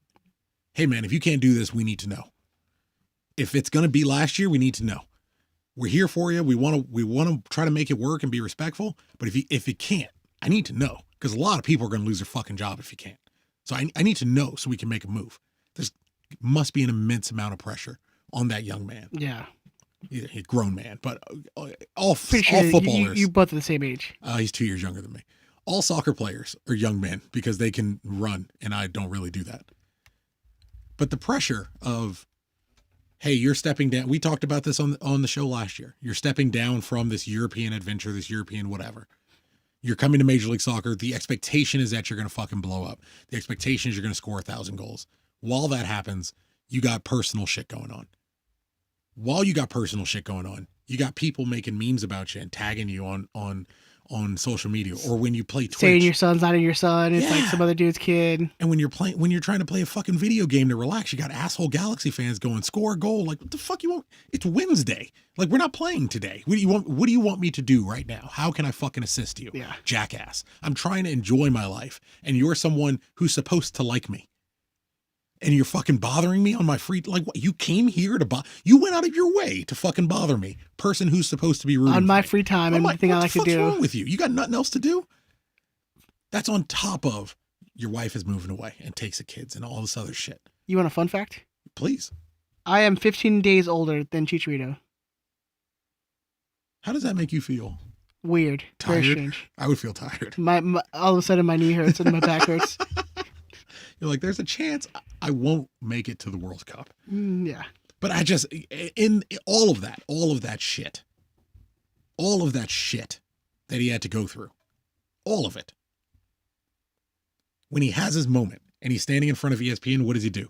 He big ups Ethan Zubak. And the whole team. Who the fuck, don't get me wrong, all due respect to Ethan Zubak. Who the fuck talks about Ethan Zubak on ESPN and ABC. I guarantee Zlatan never mentioned that dude. He doesn't know. He still doesn't know he's alive. Yeah. He still doesn't know Ethan Zubak was ever born. Somebody will say like Ethan Zubak, and I'm like, I don't know what you're talking about. Who is that guy?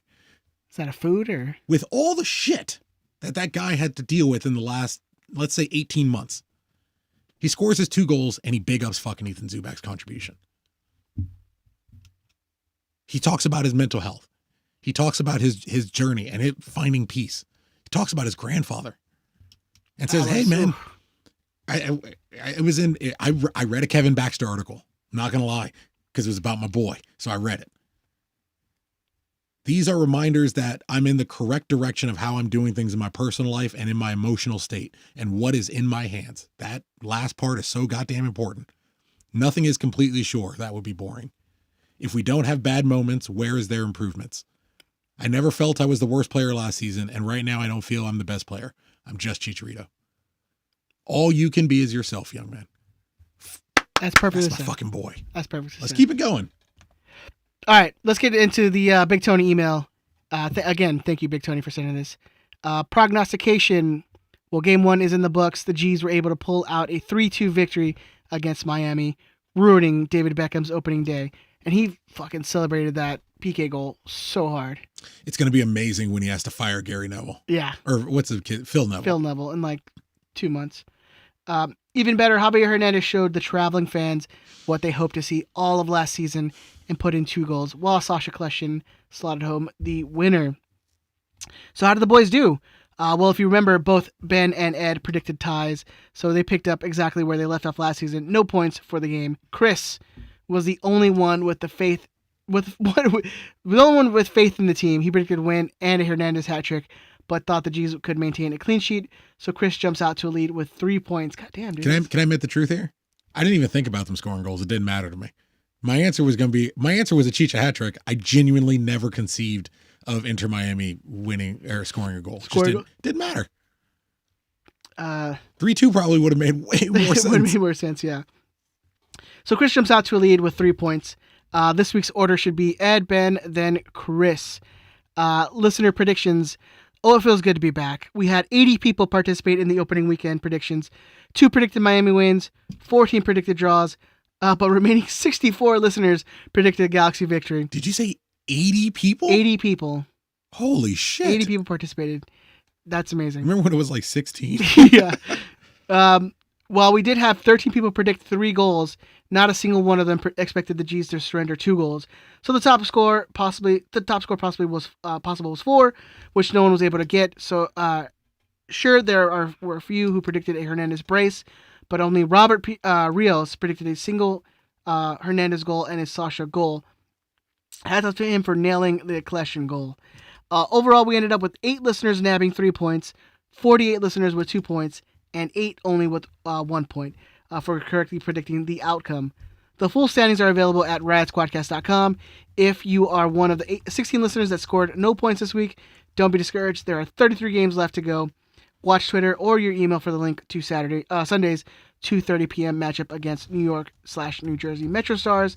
And you can follow at BigTony_42 on Twitter for reminders to fill out your prediction game every game. Amazing. 80 people. That's pretty. That's fucking wild. Pretty wild. That's so stupid. Thank you guys for participating. Do you remember how happy we were the first time an episode had 100 downloads? Yeah.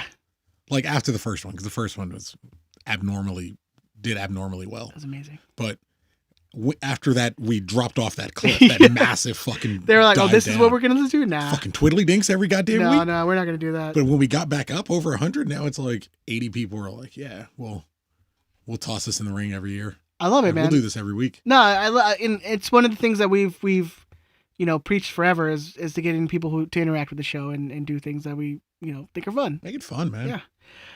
It's weird people interacted when I was like such a negative prick. It must have been so difficult. Well, it's funny how we do better when the team sucks. Like in our numbers. Yeah.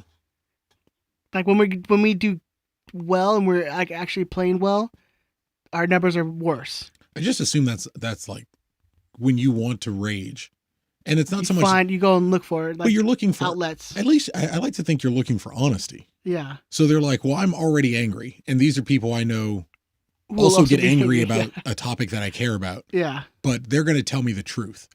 It's not going to get sugar-coated, or it's not going to get bullshitted or whatever. Like I'm going to be told at least what they think is actually happening. All right, we're going to get into the other thing that we've had quite a lot of participation in. It's the Riot Squadcast MLS Fantasy League. I did terrible this week. I will get that right off the bat. But what we're going to do is we're going to give the top 5 standings for this week for our listeners. And I think, let me go look at it. We have 54 participants in our fantasy league. So it's kind of insane. It's so weird. But the top 5 listeners in our MLS Fantasy League are Vocal Fry, Red Lasers, LA Galacticos at number 3, number 4 Single Fin Max, and number 5 Sparko Darko. Who's number 6? Number 6 is Rufus United. Who's number 7?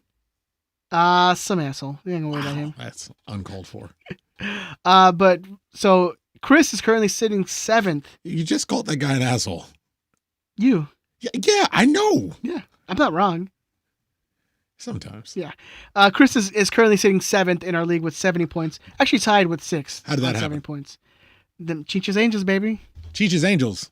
You gotta believe. You can't have bullshit faith. The spirit bomb doesn't come from bullshit faith. You gotta fucking believe it. So I'm just continuing to scroll until you get to 28th, which is where I'm sitting, and 29th with Ben. We're tied currently on 53 points. So, Yeah. Did you make a team? I did make a team. We both had Ladero, by the way, which was all your points. Sad. Which I rested. I was like, oh, he's gonna be my captain. He's gonna get all my points for me. Didn't play. I had him too. Huh? I had him too. I know you had him. That's why I said. I said you had him. I thought you were talking about Ben. No, you. And then I had Minor Figueroa as one of my defenders. Okay. It's one of those things like you don't spend your money well, and you need somebody. I like the admission of you don't spend your money very well. Got to sign Siani. And it was the first MLS's back game, and then come to find out that he has to sit out because of COVID. Right. Because it said just health situation or something. It didn't Probably COVID. It didn't give an injury. It just said health protocol or something like shit. I was like, fuck. So I had 2 players that sat, and I was like, wonderful. It's a good start. Good start. Great start. Who did you have, Julian? No, no. That's who I took out to put in Maynard Figueroa. Shit, I'm jumping shit over here. Yeah. So I definitely didn't do well at all. But there's still time. It's again 33 games. It's a long season. It's a long season. If you still, I'm pretty sure you can still join. Mm-hmm. So if you want to join, the code's going to be in the show notes. So it's single table, so you can pop in at any time. Yeah. You're only behind by 1 week, and as you clearly hear, you're only a couple points behind. You're Gonzalo Higuain away from beating Ed and Ben. Yeah. So you can get started right away. Yeah, and then you can do it. I'm not sure if either of us are going to make it past week 6, so we'll see. Oh, I'm in for the whole, man. I'm going to do all year. You're in? All right, going back to Big Tony's email, looking forward, this Sunday, the G's come home to finally have a game in front of fans since March 7th of last year. They will face the New York Red Bulls, a.k.a. New York/New Jersey Metro Stars, one of the league's originals. Historically, the G's haven't done that well against New York, winning 17, losing 20, and tying 8 games. There was no game against the Red Bulls last year, so you need to look back to May 4th, 2019 for our last meeting where New York defeated the G's 3-2 in Harrison, New Jersey. While the G's were able to grab 3 points last weekend, the Red Bulls lost a relatively even match, 2-1 to Kansas City. While New York looked okay moving the ball in the game, they could use some help in the attacking third, and as such, they are in the process of signing Celtics striker Patrick Klimala? I don't know. Klimala? I fucking don't know. Because it's all about hearts. I don't follow that Celtic bullshit. I don't know. What's Bixby's team? Hibernian? I thought it was Dundee. Is it Dundee? One of the Dundies. Oh, that's right. Dundee United or Dundee Ooh. City? I don't know. He's going to be like, so fucking proud, whatever Dundee. Since the deal is not finalized as of yet, even if he does sign this week, it is unlikely we would see him play against the G's. New York is a talented passing team, so how will our beloved Galaxy fare on Sunday? Christopher. I'm going to get tweeted by some asshole. You don't know all the fucking team in Dundee? But you know all about soccer. It's like, yeah, I know Dundee United, but the other one is like escaping me. No one in the chat? I can't even find it on Google, so I don't know how great they are. Vamp, I could try to see. How do you think you're going to play on Sunday, Chris? Sorry, I'm focused on. It's just Dundee. It's Dundee and Dundee United. Oh, such a fucking boring country. Come on, it's lazy. Well, I guess it's just one city. It is crazy though. Like one stadium is like literally across the street from the other one. I was gonna say, do you think they get along? But naturally, there's no way they get along. No way. Scotland separated by a street, fucking begging for violence. Yeah. Like they can see them. They can see their enemies. Imagine if they play on the same weekend. I feel like they would do it where they don't do that, or at least one plays. I don't know anything about this. I gotta learn about this. Me either. I don't know. Yeah, Chris. What do we expect from the G's this Sunday?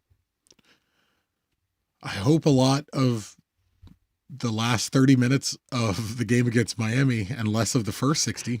Yeah, well, I'm not sold on our current version of a 4-2-3-1. Right. I'm just not.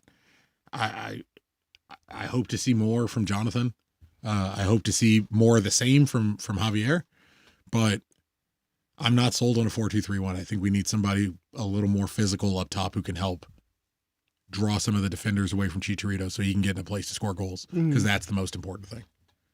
Yeah, I mean, I definitely think you're still going to see the style of us keeping the ball, holding on to it. I don't know how well. I think New York is a pretty, and they have like a new coach too, so it's a different New York style that they're playing. And they've played one game. Yeah, it's played one game. It's too early to really figure out how people are going to play just yet, because you haven't seen we've seen how we match up against this one specific team. Yeah, we haven't seen how we would match up against someone who plays 4-3-3 or in any different number of formations. We haven't seen how we would react and how we would counter those teams. So or how they react and counter other teams. So it's really very difficult. And it's two teams with brand new coaching staffs. Like it's two teams that are just figuring everything out. I don't know. It'll be exciting. Yeah, I mean, something to look forward to. I think you still see, the Galaxy still try to keep the ball as much as possible, but again, it's what you do with it, right? Like you can hold the ball for 90 minutes and not do shit with it, but we need to see them be more penetrating in the box, because all we see is a little bit of the same from last year, where the guys are relying a little bit too much of trying to cross that ball into the box early on. But it's what else do you have when you have one center forward trying to draw? I'm fucking tired of yelling about this. You have one center forward who's not historically never Fenway. Like unless it's Fenway, that big muscular black dude playing in England. Like unless it's him, I think he might be in Scotland now. But unless it's him, you can't just keep kicking the ball in the air, and you're going to get this kid killed. The moment you brought on Ethan, he was able to pull other defenders, and now you're asking one guy to mark Chicharito like white on rice, and you're asking another defender to keep an eye on him and whichever winger is playing on the other side. So you're forcing the defender to make a decision. By the way, Wickham Wanderers. Is he at Wickham Wanderers? Oh, right. Or I think they're last place in the championship right now. I'm just glad he's playing in the championship. Good for him. Good for him. Big Football Manager fan.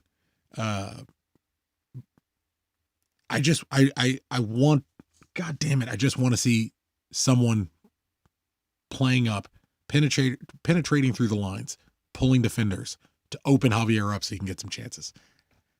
He doesn't have to score, but it would be really fucking great for the universe if he could get if he can get one more on the bounce. Yeah. He's 3 goals in 2 games into the season.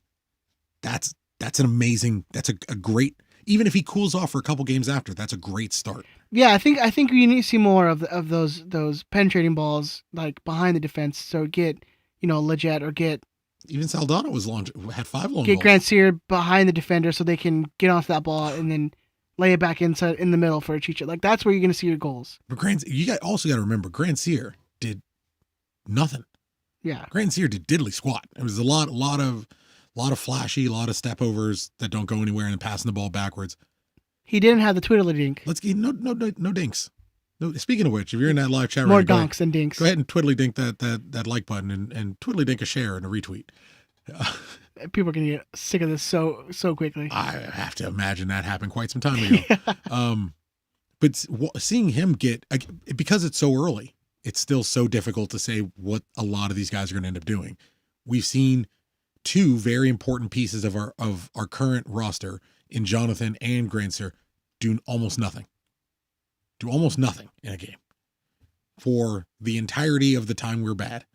Those are 2 guys who we're going to heavily rely on to be good. Yeah, and I think one of the issues though I saw, especially in the game against Miami, was that anytime Grant Sear got the ball, you had they double teamed him a lot of the time. So and then there really wasn't any support to get him to pass it, get it back to someone to get out of that pressure. He found it difficult to penetrate the back line of Miami, and I think that's a little bit's going to come down to him getting used to the league. A little bit's going to come back to that him not having much time with the team to train. So again, I think it's going to come more and more. It's a new league. It's hot as balls. You just experienced traveling from Los Angeles to Miami. Like your first Major League Soccer away match is crossing the entire fucking country. Yeah. Into crazy heat. During the pandemic, like there's a lot to the place that was the hotbed during the pandemic. There's a lot of factors. Yeah. Super early. And look at a heat map. Look at how much time Victor Vasquez spent basically where Grant Sear was standing. Well, that's one thing I was just going to mention that Victor Vasquez has gotten the green light to kind of basically roam free the entire any side he wants. Mm-hmm. He's allowed to do it. Yeah. If he's got the vision, yeah, and it's going to work.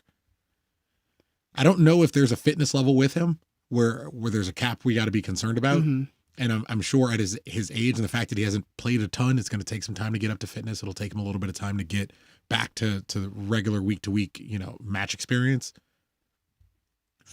Very clever, very smart player. Yeah, very creative player. I very much enjoy. And it put to rest a bit of my uneasiness with his signing.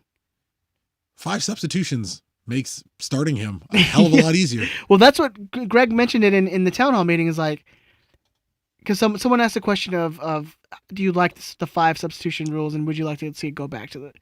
And he says at the moment right now having 5 subs is amazing. First of all, you can bring in 2 guys at a time mm-hmm. to really change up the way you're playing, the game you're playing. And another point he mentioned that I thought was really interesting was that you can actually give the young guys time to play. Yes. Like the guys who might have been the fourth or fifth on the bench for a sub, you can actually give them minutes and grow them into the game. If you look at this last match, look at just this last game. Say there's that early chance. I think it's in the 19th minute where Javier has a chance the ball gets crossed into him, and instead of taking it first time like he should have, and he knows it. Oh yeah. Taking it first time like he should, he attempts to knock it down so the right back can shoot it. No, that's what we pay you the money for. Say Javier scores that, then there's that long ball from our half that Jonathan plays that Javi's probably about 1.5 feet, 2 feet off of. He couldn't get. Say he gets that and he scores that one, and he gets these other 2, and Sasha gets his. Whatever. Say we're up 3 goals, we're up 4 goals, whatever. Jonathan Perez. Yeah. You have a young kid that you can say, hey, go see what it's like. Go run about for 30 minutes. Go have fun. Yeah. Go see what it's like. Go run up against grown men and see what it's like when they hit you, and see if you're ready for it. And if you're not ready for it, how much muscle you got to put on. 5 substitutions gives us a chance to play some of these homegrown kids. Yeah. And make it meaningful to have them putting boots on every week rather than just sitting. When I was listening to Greg say that, I'm like, oh, that makes 1,000%. Like it just makes so much sense. Mm-hmm. why would that the 5 substitutions make a great avenue to play these kids who would otherwise not get those minutes in a professional game. Why do you think MLS was like, hell yes, we'll take 5 substitutions in an era where we're transitioning to selling Americans overseas? Yeah. In an era where we're bringing in a whole new dynamic system to incentivize teams to go buy promising young players over from predominantly South America, to go buy 18, 19-year-olds from South America and to slowly kind of bring through so that they can sell to Europe.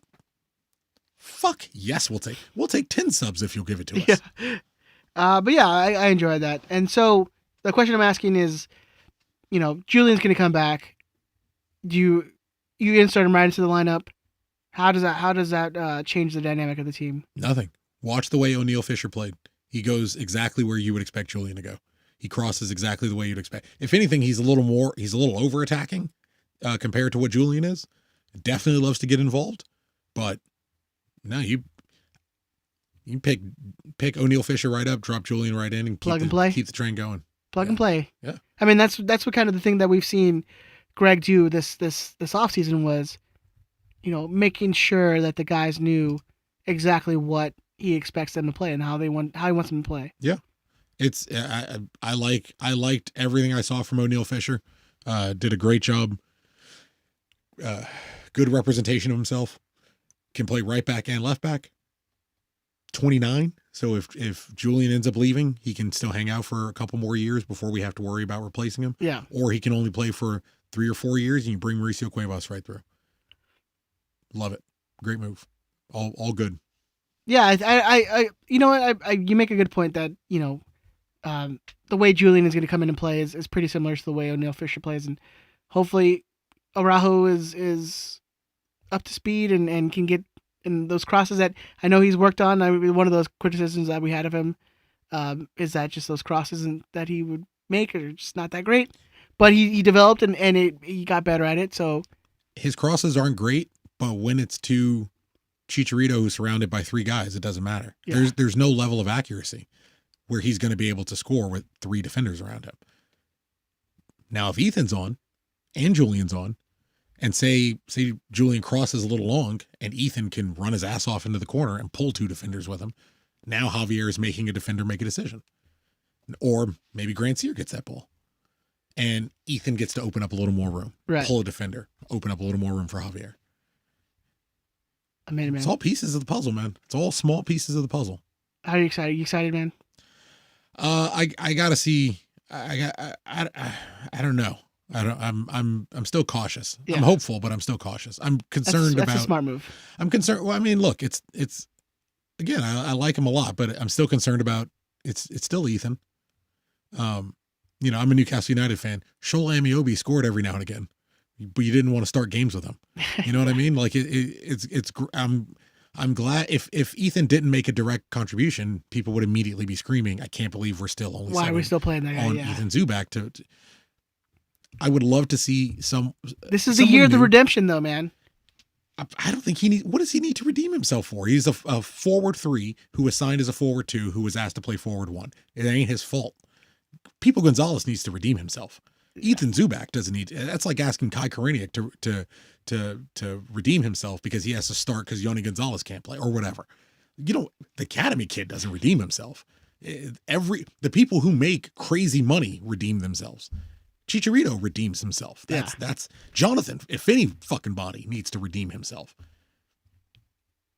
Hashtag Team Ethan. Come on, buddy. You're on a contract. Ethan train, whatever it is. Get that damn contract. First game. That Ethan boat. 60 minutes into the first game. Because he's got a boat, man. Zubak? Yeah. His parents did, I imagine. That's how those people move. Yeah. All right. What do you mean those people? Let's get your lineup predictions then. Is it the same with just addition of Araujo? Yeah, I would pop out Araujo, and if everybody else is healthy and good to go, yeah. I even think we'll still see the 4-2-3-1 just to see how we end up lining up against against New York, and then progressing from there. They're Kansas City. They play Kansas City this weekend. Both of Kansas City's goals came from assist cross in from the outside, so similar to the way we were playing earlier, and similar to the goals that we ended up scoring. I'm cool with that. Yeah, I mean, I honestly don't think the Galaxy changed much. Especially if they're trying to build, chemistry in whatever lineups they're doing and whatever formations they're doing and how they're playing. I think you stick with the team. Like we've missed a lot of that because in the last 4 or 5 years we've constantly been just shuffling lineups every week. So I think it's something that I think we're going to see a lot of familiarity with Greg, and especially in these early goings where the games aren't going to be every 3 days. Later on in the season he's definitely going to have to rest legs, especially for guys like Vasquez who is older, and you have Leggett and Jonathan who probably be gone in the summer for Gold Cup. Mm-hmm. So Javier Hernandez has never played 3,300 minutes in his career. We have to sign someone who can play when you bench him. Period. If it's Kevin Cabral, who is apparently a very talented second forward, yeah, great. You just better have somebody ready to take that left wing spot. Or play 2 forwards and a bunch of center midfielders and you're done. Yeah. That works too. Well, yeah, I mean, and again, I feel more confident with Greg than I have in years past with any other coaches. So the last 4 coaches would have lost that game. Absolutely. Not even. I don't think you get any goals out of that game. Maybe Ziggy. But the last 4 probably would have lost that game. Yeah. Yeah, I agree. All right, prediction times. I mean, I guess that we should write this down, right? I will go first. New York's not a terrible team. I tried to watch that game with them against Kansas City. New York went up first from like a wonder goal from one of their young academy kids. Insane amount of wonder goals this weekend. Yeah. And then Kansas City got 2 goals like pretty quick in. So it's kind of hard to see that. I still don't think this team defensively is all that great. So I definitely think we're going to give up a goal if Bond is on his head like he's been in this last couple of games that we've seen him play. It could be the difference. So I'm going to believe, Chris. I'm believing. I'm going to go 2-1 Galaxy. And I'm going to go goals from Chicharito and a goal from I'm going to give it to Leggett. This will be unsurprising. I think my boy's going to score. I am rocking the Chicharito jersey, if anyone's wondering. Of course. I actually agree with you, sir. It's weird. I'm less sure about us winning 2 games in a row to start the season. Yeah. But I'm going to keep it going as long as I can. And I think the positive feeling is going to keep running. So I'm as well going to go 2-1 Galaxy, 1 from Chicharito and 1 from Sebastian Leggett. Yeah. And it really, like, it wasn't even a copy. I was hoping you would go in a different direction than 2-1. I have a feeling, and I was going to go with Victor Vasquez as a second, like off of like a set piece. That's I kind of like. I just thought that I was imagining that, but that's not bad. I'm gonna go against my best judgment because my judgment hasn't been great when it comes to prediction games. So I might steal that. Give me 1 second. Let me look at something real quick. Well, you look at that. I'll tell you. I did send Ben a text, and he gave me his prediction score. Oh, did he really? Yeah. He's saying 1-1 with the goal from Victor Vasquez. So. Ooh, okay. Yeah. Well, now I might take. This is the thing. If I take Victor Vasquez now, I put some positive energy in the universe. Yeah. Because Ben would be really happy. I would be really happy. And you would be really concerned that I'm going to get this right. So every free kick, I'd be like, don't score it. But I kind of want him to score it. So it's like, it's always funny because I want to win these games, like these prediction games, because I'm very competitive. But it's like, it's never at the detriment of my team. Yeah. So anytime I ever remember, like, I predict a loss, I'm like, I never want them to lose. You're looking at it. You're supposed to put it through a logic filter. Exactly. Yeah. I will take 2-1 Chicharito and Victor Vasquez. Okay. Let me change that. I don't know whether it'll be a set piece. In my wettest of dreams, we just keep barraging and running at goal, and Victor Vasquez picks up the garbage and dinks one in. That's because in that world, Javier's not alone in the box, and we have to have a bunch of players crashing. Like a scramble, and he gets the ball. Okay. That's what I'm hoping for. I get you. All right, man. It is time For the lightning round questions, Tucker, if you want to vamp a little bit, I can pull those up for.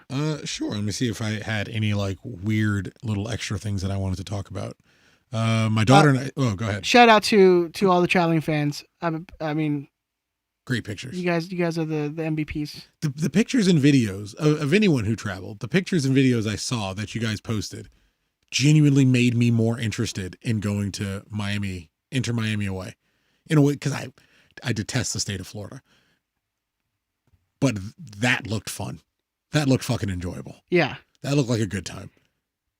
It's always fun to go and you're going away and you see a win. Because, I mean, we've been plenty of times to away games, Chris, and it's more than often than not that we've had a unfair score line go against it. I've tried explaining to Erica the concept of riding a bus 7 hours to San Jose to see a 90-minute loss and then hop on a bus to come back home. Yeah. And she's like, and you do it the next year? I'm like, yeah, no, Well, you do it like, every year. You do it like 2 more times. Yeah, you do it. Well, no, I would just fucking. Well, you do it a couple times, and then at some point you drive like in a car, and you're like, wow, this is way better. And then eventually you fly, and you go, why the fuck did I keep getting on that bus? Why did I ever do that? With that said, it's always fun. Post COVID, 1K to SJ. Let's fucking do it. Let's do it. Part 2. All right, Chris. We're gonna start off with Ruben Yescas. 1K to Las Vegas. Right? Does that work? Yeah. Yeah, we'll go to Las Vegas. Oh yeah. We'll do Las Vegas Lights Away. Yeah. Me again. I understand it's a small population, but it seems old since they across the street. Do you think it's bad the Galaxy let Cal State University Dominguez Hills succumb to more LAFC fans? I don't understand the question you just asked me. I'm assuming that LAFC has some sort of foothold at Cal State University Dominguez Hills. Which, why did the Galaxy let this happen? Yeah. What are we supposed to kill people? Like, what are we supposed to do? Gang. Wow. Okay, that's the direction you went. I went like first against the wall. Wow, clacks up there. Wow. oh, hey, look at that. Oh my God, it's a rocket launcher. That's right. I don't know. I don't know what they're supposed to do about it. I mean, go to Cal State Long Beach and fucking sticker it up. Yeah, there you go. I mean, clack. Yeah. I don't know. I don't really have a response to that. Esteban, Chris Klein said we have 2 pending signings. Who? We mentioned it. We think it's I think Sega. One is Sega Koulibaly. Yeah. And the other one is... It's truly a mystery. Enticing. Yeah. To say the least. LA Galaxy Brain. I told you Damien does that, right? Yeah. Thoughts on European Super League? Also, how funny is it that it took 24 hours to fold? Yeah. Did you follow any of this? I remember when it started popping up, and I'm like, this is insane. Like, how are they able to do that?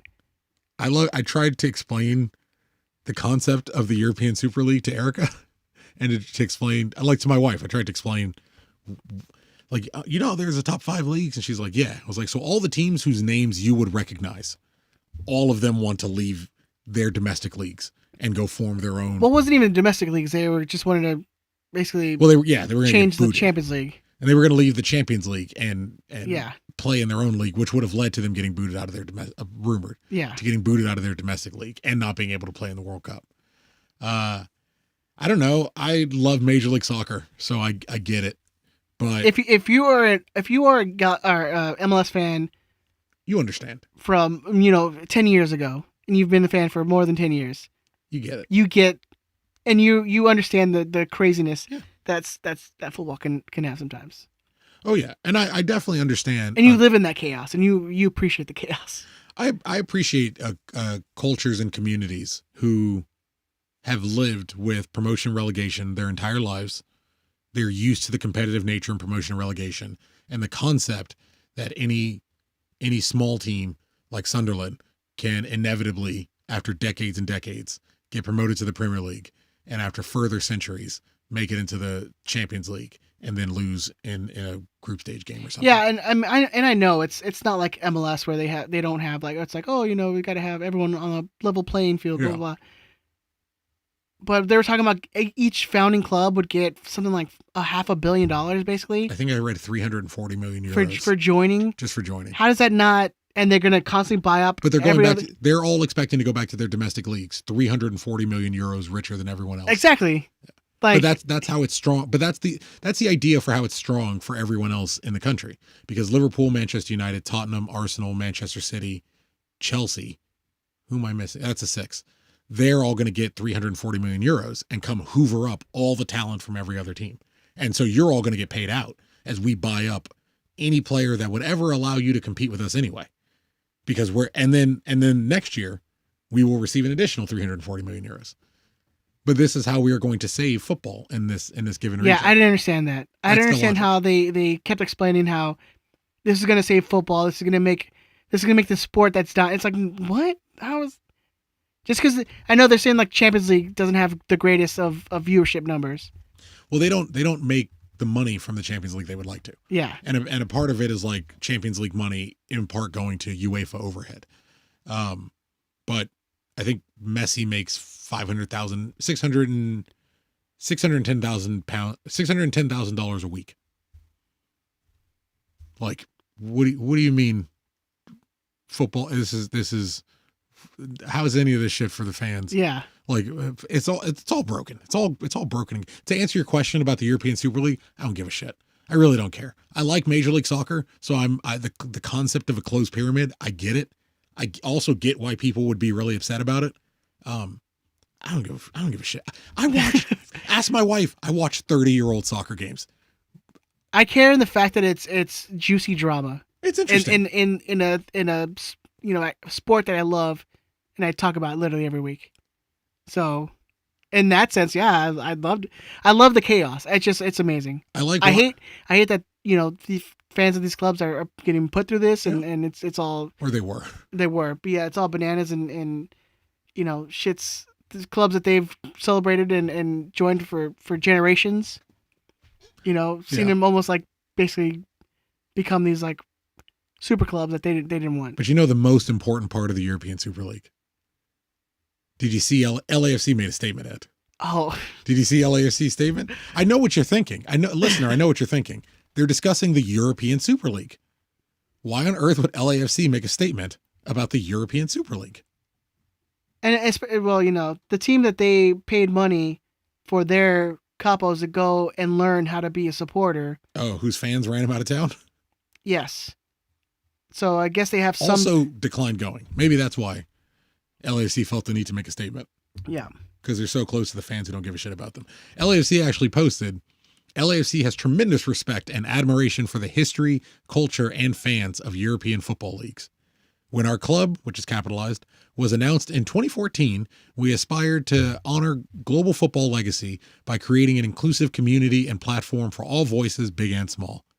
We aspired to unite people through the beautiful game and not divide. We aspired to grow the game and grow the culture here in Los Angeles. For the fans and clubs who oppose the formation of the European Super League, we stand with you. So brave. So brave. So brave. So brave. I'm gonna. After that, I'm gonna announce that I'm gonna switch sides. I'm gonna switch teams. Is that was it? That was it for me, man. The Europeans, because they're so passionate about European football. Okay. And wanting to grow the game. Interesting. Yeah. It's smart. I feel that connects with me. It's one of the few times I'm like, it's great the Galaxy didn't say something. Yeah. It's great that they looked at it and was like, hey, do we need to say anything about this shit? Nah, man. We're good. Yeah, we're good. We're good. Retweet Eduardo Hurtado wearing the Night Navy jersey. Yeah. Just hit retweet on that one. Or Martin Machcone doing the posting. The community kit? Yeah. That's dope. I love it. Yeah, it doesn't matter. No. All right, this one from B. Angeles 5. ¿Cuántos más goles está este fin de semana? Also, they have the translation of how many more goals are we making this weekend? This weekend? Yeah. 2. One by Victor Vasquez and one by Chicharito. No, Legit and Chicharito. I'll take that shit. Yeah. My man. XX underscore. Your prediction's locked in, right? Why? It's got to be locked in. I think we had this issue before where I wanted to change it. Oh, what if he doesn't play? Like, you might get suspended, yeah. Well, You're living dangerous. Wild card, baby. I live that wild card life, baby. Woo! XX_Chris101. Do you guys think Chicharito was going to get his first hat trick of the season like I did? He believed. Fucking. You don't understand. Once he scored that second one, I'm like, he's gonna do it. You don't understand. He's gonna fucking do it. I was like, oh my god, he's gonna goddamn do it. He's gonna do it. He is gonna goddamn do it. In the opener. He's gonna do it. Yeah, I aged watching the last few minutes of that game, and they tried so hard to give him a goal. Yeah, I believed, man. I definitely fucking believed. I like this, man. I gotta admit, I like being and you know what he doesn't do? He doesn't go on camera and immediately say some shit where I'm like, oh, this fucking guy. Like this goddamn guy. Like I believe me, I love Zlatan, I love the goals, I love all that stuff. But it's not immediately followed up with an interview where I'm like, just fucking, can you just goddamn go down and talk to the coaches and shut the fuck up? I think that was refreshing of like Chicha going, no, it's not about me, it's about the team. It's about Ethan Zubak. Yeah. Taylor, have you heard of him? No. Take the wheel 64. What a G's win that turned a shitty day around for you. What's a G's win? Sorry. What's a G's win that turned a bad day around for me? I don't really remember a whole lot of days where the Galaxy played where like the Galaxy game's not the only thing I remember. And the most time if I was having a bad day, I probably ended up really hammered at that game. So I probably wouldn't remember. Oh, I went to a game the Saturday after I found out my girlfriend was cheating on me, and I got fucking hammered. That was the day Ed took care of me, and I got carted out. I was like, I'll take care of you, baby. Yeah, you're my boy, man. I'll take care of you, baby. And we won. We won against Vancouver. Oh yeah, you stepped on me. Yeah. And you're like, hey, what was did the score? we win? Yeah. Let me look at that game. What was the score? It was Vancouver. It was definitely Vancouver. It was against Vancouver. I'm gonna look this shit up. Anyway, go. Yeah, because I slept on your floor that night. Yeah, that's definitely the game. Like Ed bailed me out in a big bad way. AFCHA, have we found a new place in our hearts for LA Zubak? June 23rd, 2012. That's when that happened. Zubak. The LA Zubak. What was the question? I'm sorry. Have we found a new place in our hearts for LA Zubak? Ethan is in the exact same place in my heart that he was before. Nothing has changed for me really since he left G2. There you go. Charito. Imagine the G score a goal and do the Ginyu squad pose. Who would be which character / pose? I will answer that. If we can we write that on the board? I will ask my 16-year-old, and he will have a far more in-depth answer for you. Okay, we're gonna answer Charito's question next week. Okay, yeah. We'll open to that. Somebody remind me of that in the banter section. We'll remember that. Mine not. How many predicted a Chicha brace? 7 people. 7 people correctly predicted that Javier would score 2 goals. There you go. I asked Big Tony earlier. This one from Ethan Padilla. Do you think the team? Did you think team? Sorry. One listener, by the way, had hat trick. One of you faithful bastards. Well, and you. Yeah, but I mean faithful to me.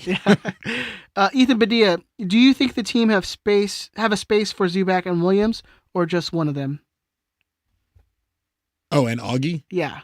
I think you got to clarify on Williams now because there's another one. Derek. No, I think there's definitely space for both. Not as a forward. I think if you're playing Ethan as this weird converted inside forward, basically a left winger but an inside forward. If you're playing him as a different type, kind of similar to how Bayern would play Thomas Mueller. If that's the way you're playing him, as this just like floating big man that could run around and cause a lot of havoc, I think it works because you can have Augie come on as your backup, your actual forward number 2 or forward number 3 if he has spot to fill somebody else in. Because like you said, man, Chicha doesn't play a full season. Like he doesn't play 3,300 minutes, and that's for anyone going crazy. That's not an attack on him. It's just math, man. I don't give a shit about your feelings. It's just fucking math. The math is he doesn't play 3,300 minutes. We're going to ask him to play roughly 3,300 minutes. You need someone else who's going to be able to take that load. I'm not saying start Augie. I'm not saying even sign him. What I'm saying is, to the question that's being posed to me, idiots, there's a way you can play Zubak and Augustine Williams if you're going to play Augustine Williams. But they shouldn't necessarily be reliant on each other. And if we're in that spot, we already got way bigger problems. Yeah, and I don't think having one means you can't have the other one. If you're playing Ethan in a different way. Yeah. Yeah. If you're playing it, because I definitely wouldn't play Augustine Williams in the way you're playing Ethan Zubak in this converted winger role. From anything I've seen so far. Yeah. Ethan has that seemingly has that kind of skill set to make it work a little bit. All right, this one from Charlo Schmarlos, one of my favorite names ever. Chicha! Also, once we have our full strength 11, what improvements should we expect in the game? I mean, I definitely, with Cabral, you're going to get someone who's going to, help in the attack for sure. Well, someone who can do a lot of that running. Yeah. I think that we would be asking Ethan to do. Hopefully out of Cabral, a lot of running. Hopefully more consistency out of Jonathan when he has a more consistent partner he can get more comfortable with. Yeah, a lot of things that Greg said in the town hall was very interesting on Cabral. Describing how the way he plays and his speed. He's definitely reminded him of Landon, where you think he's at his top speed, but then he gives you that extra. Kicks into an extra. Yeah. So I mean, that's pretty interesting. And in the town hall, Greg mentions when the back line is done, which is great because that means something else still has to happen. Yeah. If you're not done, when the back line is settled, we'll be very, very good. This from LA Galaxy Fan Talk. With limited capacity, do you still expect the crowd to be electric on Sunday? Yes, very 100%. Much so. If you're a betting man, and if you've ever been to an Open Cup game or a game that doesn't really sell out completely, those voices, they carry. They were always more fun for me. They carry. I'm sure the Victoria Block and Lars are going to ensure that everyone has a good time. Well, I mean, Lars is going to be spread out across 4 sections. Sure. So it's going to be fun. Yeah. It'll be interesting. We'll see. I don't know. Well, I know for sure people were already buying into like two. I looked at how great security was in Miami, and it didn't seem like it's that big of an issue. Yeah. People are all separated. Well, it's Florida. Florida, I'm going to get a text in the morning like, why the fuck are you telling people? No, I'm not. That's not what I'm saying. You should stay to where you're going to be. I'm just interested to see how well this experiment goes with fans in the stadium. Yeah. We'll see. Everybody be good. Do what you're supposed to. Just wear your mask, man. Well, you don't want to do anything that's gonna have them say like nobody's listening. Like that's not what you want. Just do what you're supposed to. We got to be good a fucking little while longer. I get my first vaccine on Thursday. Just be good until I get 2 doses, and then look, we got to open this bitch back up. Then me and Chris are just gonna be fucking French kissing and tongue each other's buttholes. Finger banging people like crazy. Yeah, everyone's getting their salad tossed. It's a salad toss party. What time is it? I just want somebody. I want to drop a you being like everybody's getting their salad toss. That's my new text tone. All right, this from our good friend. What's that? It's like that's just that. Yeah, it's just it's just something I've always said. It's my family motto. Our good friend Daniel Bott, over there in Angel City Printings. Go check him out. Since Tucker can apparently see the future, how many quote unquote fingers am I holding up? Or he just says finger. I imagine it's 1. Yeah. I think I can pick it. This is from LA Galaxy Outsider. Paleo Chef, Chicha's personal chef or new booth. I'm going to help you out real quick. Your wife's in the live chat. Is she in there? Yeah, just a big up. Hey. Just to help you out, just in case. Oh, she's probably just she probably heard that he tossed salad talk. Just saying. Get a little bit of corn. There you go. God, it's your vegetables, man. Yeah. You gotta get your vegetables in, man. Why that one? I don't know. What was the question? Something about Paleo Chef. Is Chicha's personal chef or new booth thing? Oh, paleo. That's it, Paleo? Paleo, yeah. That's how much of diets that I'm on, right? I think it's a mixture. He genuinely looks at least 20 pounds lighter, which is crazy for somebody his weight. It's more than that. But he genuinely looks like around maybe a little over 20 pounds lighter. And he's in a new relationship. And look. See, I don't really. I'm not that deep in following. That's what they said. Yeah, okay. That's what they said. I have no clue. But apparently, reportedly, he's in a new relationship. Okay. Let's say, reportedly, he's in a new relationship, and you don't just divorce your wife, or you don't just separate from your wife. Your wife just doesn't move to the other side of the fucking world with your kids. Like there's conversations, there's arguments, there's fights, there's toxicity, there's negative energy and negative aura in your world. And for better or worse, like those things are being alleviated and those things are being worked on. All those things work in unison. He got his mind right. He got his body right. Like it all works. It all works together. He got his fucking goal because he put in the work in the off season. I was arguing with somebody who sent me a tweet about liking Chicharito now, whatever. It comes up every now and again. And I'm like, I don't know how long you've been a Galaxy fan, but it reminds me of Edson Buttle in 2010. You remember the 2010 Edson Buttle offseason where my boy, we made it to the Western Conference Final. We got fucking embarrassed by FC Dallas. Yeah. And while everybody else took off and went on vacations or went on loans to European teams or whatever, they did their shit. Edson Buttle, he put in work. Worked. Yep. Worked constantly worked. And when he came back, you saw the results from it. And he busted his ass. Like he couldn't stop scoring. That's what I saw from Javier this offseason. Yeah. I had another person who's like, why do you call him Javier? I'm like, what's his fucking name? Whatever issue. Why does so many goddamn problems? How dare you call him his name that his parents gave him at birth? Whatever. There's so many this is the problem, man. This is my actual problem. There's so many people who are like, no, this is the way you're supposed to do it. And you've known me long enough to know my default reaction to that is always going to be, fuck you. Whatever it is, even if I'm not staunchly on this side, if you keep telling me that I shouldn't be, I'm just going to keep going. I'm just going to be worse. I can't help it. And prove them wrong. Just going to prove you wrong. Yeah. What do you think happened when he scored? Do you think people gave me shit? No. Everyone was happy because people like to fucking be happy. Yeah. Like, work on goddamn happiness. Stop being such negative Nancy's. Oh, it's so weird. What were we talking about? Something about a paleo chef and being his new girlfriend. Oh yeah, he's working. I think he's working on all of it, and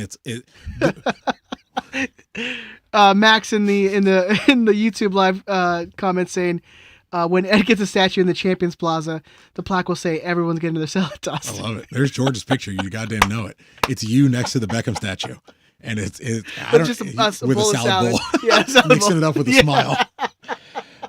No, I honestly, I think it's all of it. When I started losing weight, you know what? Or when I got my mind right, I started losing weight. School got better. Everything got better. I'm all about Chicha getting his mind right because that means he's going to play better on the field, and that's ultimately, as a fan, that's what you want to see. And even if he doesn't, and he's if he doesn't, on a personal level, man, on a human level, as like a human, just getting his shit together. Like, you got to imagine it's been the worst part of his life where his wife is gone, takes his kids, like.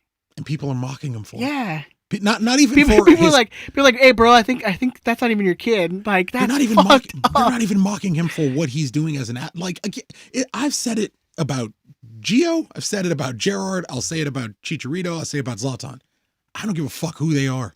I just need you to do good for the Galaxy. That's all I care about. It's genuinely all I fucking care ultimately, about. It's like what we care about. At the end of the day, it's the reason we're here having a conversation. Yeah. I care about how they affect the Galaxy.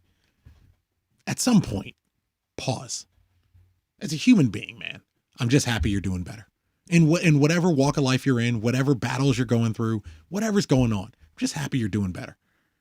And so if paleo works, if the girlfriend works, if being on better terms with the wife works, playing Twitch, man. If playing Twitch works, if fans not being on your ass works, if think of it, this is where your energy should be. If the collective furious rage and power of the Galaxy Twitterverse can go fucking defend that guy to all the people who talk shit to him on social media. I've seen what you do to everybody else. Yeah. I've seen Paul Tenorio complaining about you years later because you guys don't let shit go. Yeah. If you put that fucking energy behind supporting that dude, come on. Sky's the limit, baby. Come on. You see how much of what he does is emotion driven. If you make the fucking spirit bomb behind him and just get behind him with all that fucking keyboard typing, if you get fucking behind him, what can you do? Power positivity, baby. At a minimum, maybe you try it. Maybe you just try it. Being happy. Being nice to people. Being nice to people is not that hard. Or look, you don't even have to be nice to them. Just don't say anything. Just literally do nothing. Don't say he's got cucked by his personal... Whatever the situation is. We don't have to keep getting into it, but whatever the situation is, all you have to do, if you're not going to be positive about it, just do nothing. Yeah. Just do nothing and create the exact same amount of good. Is that too hard? Is that a crazy thing to ask of people? Sometimes it is for people. Yeah. I don't understand it. All right, buddy. Anything else before we get out of here, sir? I think I'm good. I think I'm good, man. I think I'm good too. Everybody be nice to each other, dude. Thank you so much for everyone who joined us today on the live stream, and also for those who are listening during the week. We appreciate you guys. You can go find Ben at DT Radio Ben on Twitter.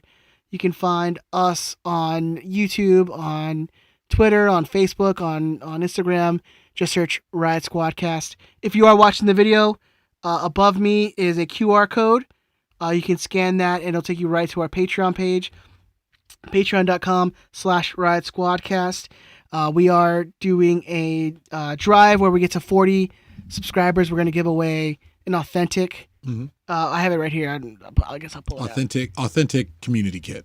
I think is it just Honey Patch? I think it's just Honey Patched. Yeah. Yeah. So it's the Honey Patch authentic. So if you're on the video, you can see it. I have it out. It's the authentic. Get the 5 stars. We're gonna go give that away once we get to 40 subscribers. So go to patreon.com/Riot Squadcast. Minimum $5. Yeah. Sign up. We do content we try to get content every week for you guys. Are we just tossing the theme song on at the end? Yeah, Ben's gonna end it. This. Yeah. You just let me know when you're done. Yeah. Christopher, where can they find you on social, sir? At ZeroCool138 on Instagram and Strava. I'm trying to run more. Getting that run, baby. I had a rough one today. Trying to run a little bit more. Hey, but you did something. I got out there. You got out there. Strava, Instagram, Twitter, Twitch, PlayStation, Stadia.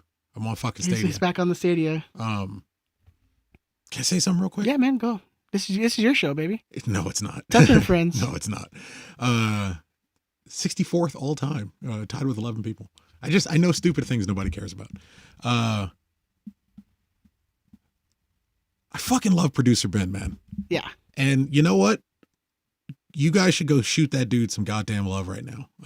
In whatever platform. If you have him on Instagram, that's a good place.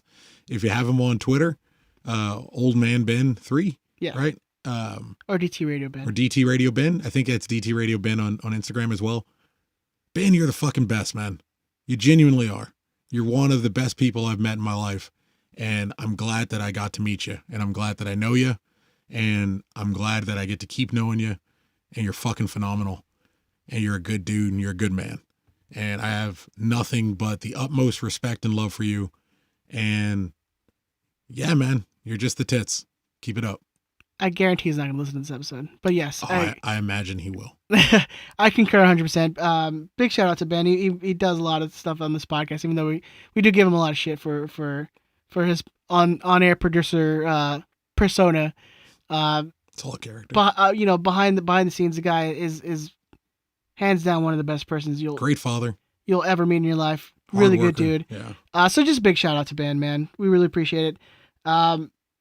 And we appreciate all you guys coming and joining us, and yeah, send him some love. There's his places. Yeah, there's some family stuff going on, and he's gonna let you guys in on that. I'm sure we'll talk about it. Yeah. But me and Chris felt that it wasn't our place to tell his story. So, he'll let you guys know what's going on with them, and with the show, it's gonna take some getting used to with a little bit of transitions. Happens. Yeah, a little bit of change. We'll figure it out. Some of the shows might not be going live every week. We're still gonna get to you guys the podcast every week, 100% for sure. But yeah, so go send him some love. He's gonna appreciate that. So, and any of those changes, any schedule changes, we'll let you know as soon as we know. Yeah. Whether it's check all the regular places, Instagram, Twitter. We'll let you know when we know. But yeah, go and support. Patreon.com/Riot Squadcast. You can do even one time. Not donations. It's not donations. It's I don't know, buy-ins or whatever you want to call it. Go support. Go sign up for all that stuff on our socials. That's probably the best thing he says. He says just go and support us and subscribe, share, and all that stuff. So All right, boys. I think it's good. We're out of here. Yeah. We love you guys. Take care. Be safe. We love you. And we'll see you. We'll see you next next soon. week. Yeah. Have fun. I'll see you if I will be at the stadium on Sunday. Yes. Enjoy the fucking home opener. We didn't talk about. Yeah, we did. Well, I mean, we didn't talk we about would've. it being a home. Opener. Yeah. It as a home opener. I'll see you guys. Hopefully, some of you guys will see you on Sunday. I think we still have stickers. I'll try to find them, and if you come, from a distance, I'll chuck one at you. Do you still have an extra ticket? I heard you had an extra ticket. No, that's gone. Sold. Yeah, How much it's you sell it for? Make a little nut. No, Make a little bit. no, man. Face You value. got wet your beak. Wet your beak a little bit. Face value. But I don't do that stuff, man. Man of the especially, people. especially to friends. Oh, well, yes. If it's family. Even if it wasn't, I wouldn't upcharge. It's old schoolers right there. I don't believe in upcharging Galaxy fans. It's a man with a code. All right, guys. We love you. Be safe. Bye. Bye.